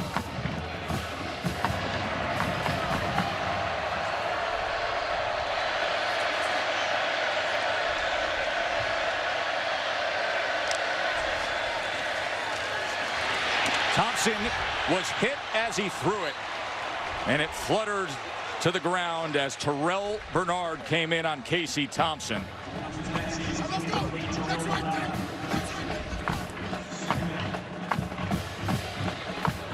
That was just a good job of overloading the protection. I mean, unblocked here off the edge, and he's going to deliver the blow. Nobody's blocking him. You see the offensive line slide down to take care of the internal pressure. Well, your quarterback, you got to beat that hot defender, and Thompson barely did so. Roschon Johnson takes the direct snap, and he will run straight ahead. He did this with success in the first half on a 4th down, and he's able to get it inside the 10-yard line. I would just stick with that. I mean, obviously, 2-score game. Time is of the essence because you had to burn a timeout earlier. Have plenty of time. Don't need to be warp speed. I'm still trying to figure out why Texas is not utilizing some of their tempo. They've used it with some success at times throughout this drive. Clock counting down to 5.5 minutes to play.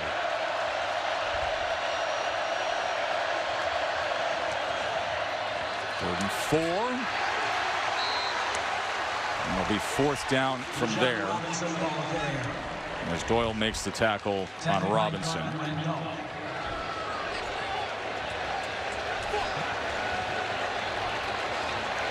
Obviously not the result that Texas wanted, but Sark wisely opting to take the field goal here to make it a 1-score game.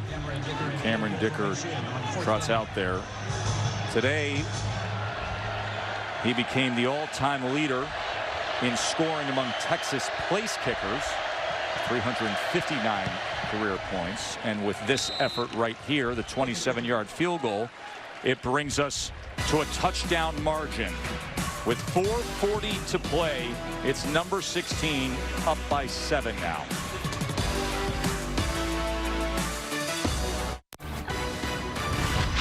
College football on ABC is presented by Arby's. We have the meats. Greg, this is the Silo-bration. Silo-bration, because you know the fixer-upper Stars Chip and Joanna, the Magnolia Market, they have the famous landmark Silo. So they have this huge celebration here in Waco this weekend. And that's what's going on down the street. They're looking for a celebration here to try to get to 7-1 with a win over Texas. Texas just had the field goal to cut it to 7. Ebner on the return. And he struggles to make it to the 15. Hardest working player is brought to you by Duluth Trading Company. Well, let's give it to the big fellas. Oh, I like this. Because they have 3 different guys that have reached the end zone. The whole O-line you're giving it to? Everyone. I love it. I don't want to single them out. I don't play favorites for the big boys, that's for sure. And it's been amazing. They've done a great job today. No sacks allowed. They have 3 different guys that are averaging over 5 yards a carry. And Abram Smith, as you just saw, he just had the big one a moment ago. He's near 100 yards and he's had plenty of opportunities on this drive to push it over the century mark. So it's the offensive line really doing a great job throughout the course of this game. Is a big reason why Baylor's in front. Coach Eric Mateos, his group, has only given up 6 sacks on the entire year. And look at this push they give to Abram Smith, Katie, who just went over 100 yards. Well, you know, in the past, guys, Gary Bohannon said the skilled players were the benchmark here at Baylor, pushing everyone in practice, raising the level of play. He said this season there's been a dramatic shift. The O-line has now become the hardest working group on the field, and it shows in the way this offense has played through these first couple games. And they're not the most powerful group. That's what's so amazing. When you talk to Jeff Grimes, he goes, it's not really anything like I've had in the past, like at Auburn or at LSU. It's not really a finesse group by any stretch, but it's a group that's better as far as their fundamentals and being able to use athleticism more so than power. And it's been a nice blend to watch. 2nd and 3. Smith again. And that'll be another first down. And you know, the guy in the middle, big number 66, Jacob Gall. He's the transfer from Western New York, from the University of Buffalo.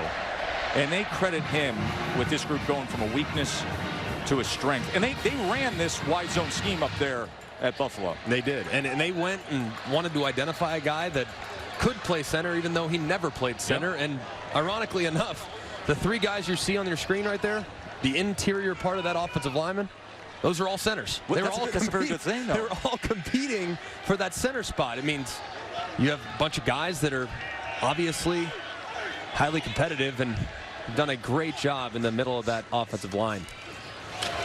Smith again on first down. They're going to grind this thing out. Texas 2 timeouts remaining as this clock will go under 3 minutes, and Baylor with a 7-point lead. But, you know, listen, we hear from offensive linemen all the time. The centers love to say, hey, we're the smartest guys on the offensive line, right? That's why they give us the ball. If you don't believe them, just ask them. Yeah, they'll tell you.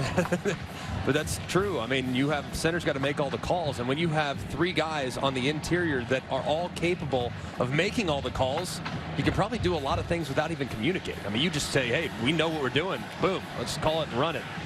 So it's a great advantage to have cerebral guys there, and they've been a really fun group to watch this year. 2nd and 9. That was a missed handoff there as they went with Drew Estrada on the jet motion.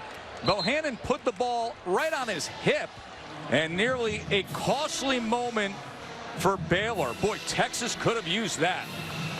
Oh my goodness. Texas now calls timeout.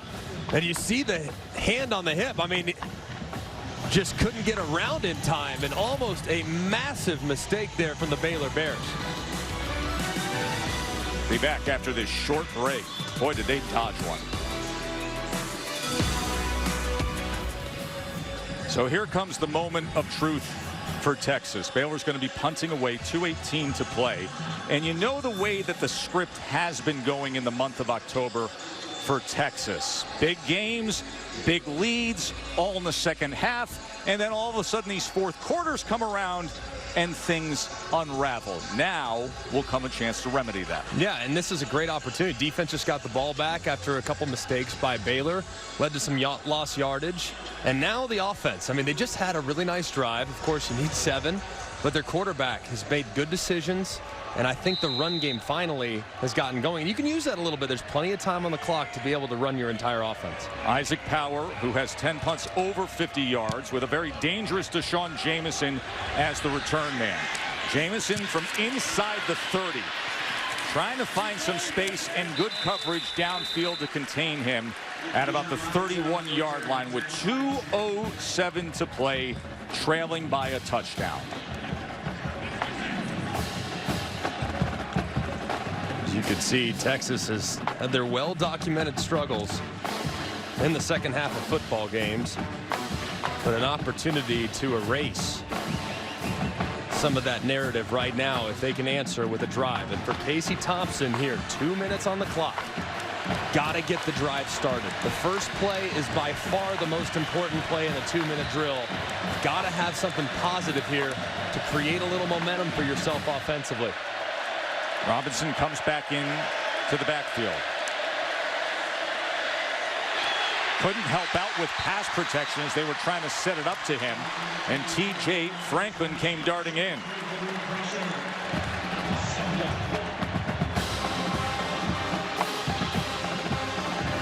Like I said, you could still utilize some of the run game at this point. If you have a favorable box defensively, don't be afraid to hand it to one of the best backs in college football. Him in open space is obviously a problem for the Baylor Bears.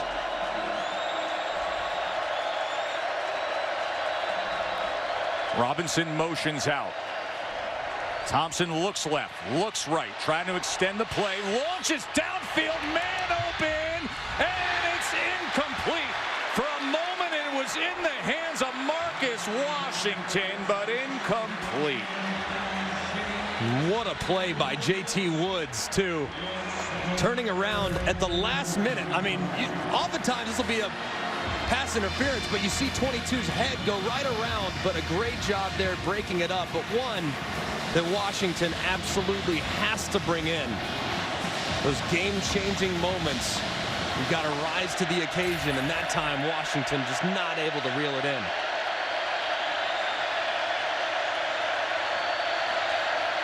Third down and 10. Thompson floating backwards, and it's going to be fourth down. Terrell Bernard disrupting things yet again.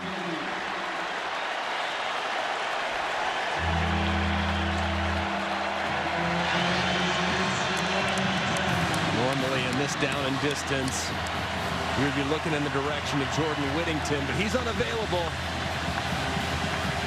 I think your best receiver is Xavier Worthy, number 8. He has 4 catches for 115 yards and a touchdown today. Right now, they just need 10 yards to stay alive. Fourth down to survive it here at Baylor. Incomplete. Kalen Barnes breaks it up for the Bears.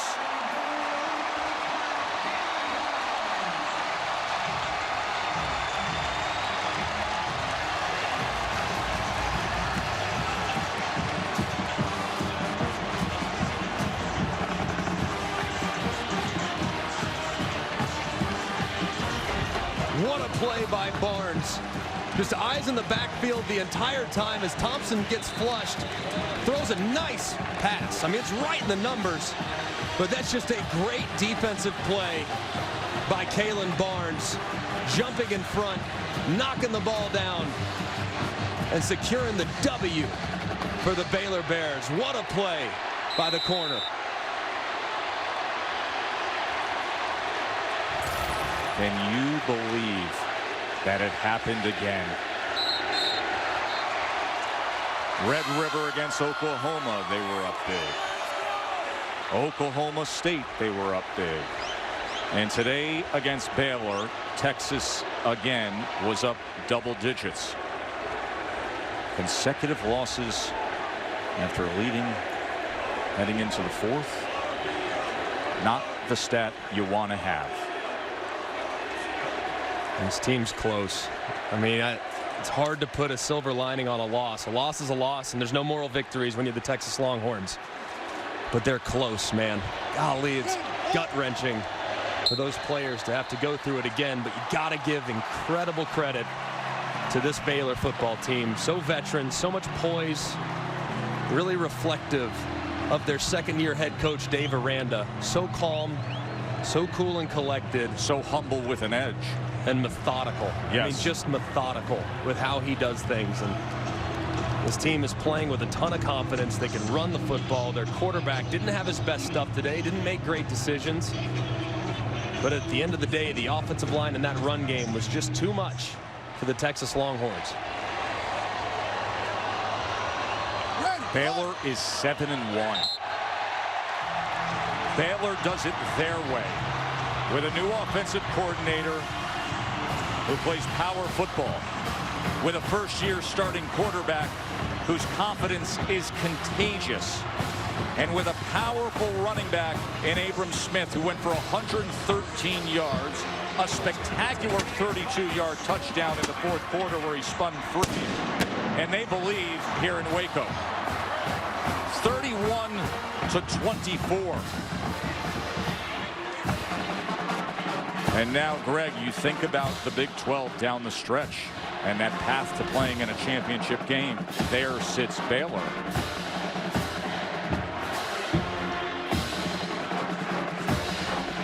Let's go to Katie George down on the field.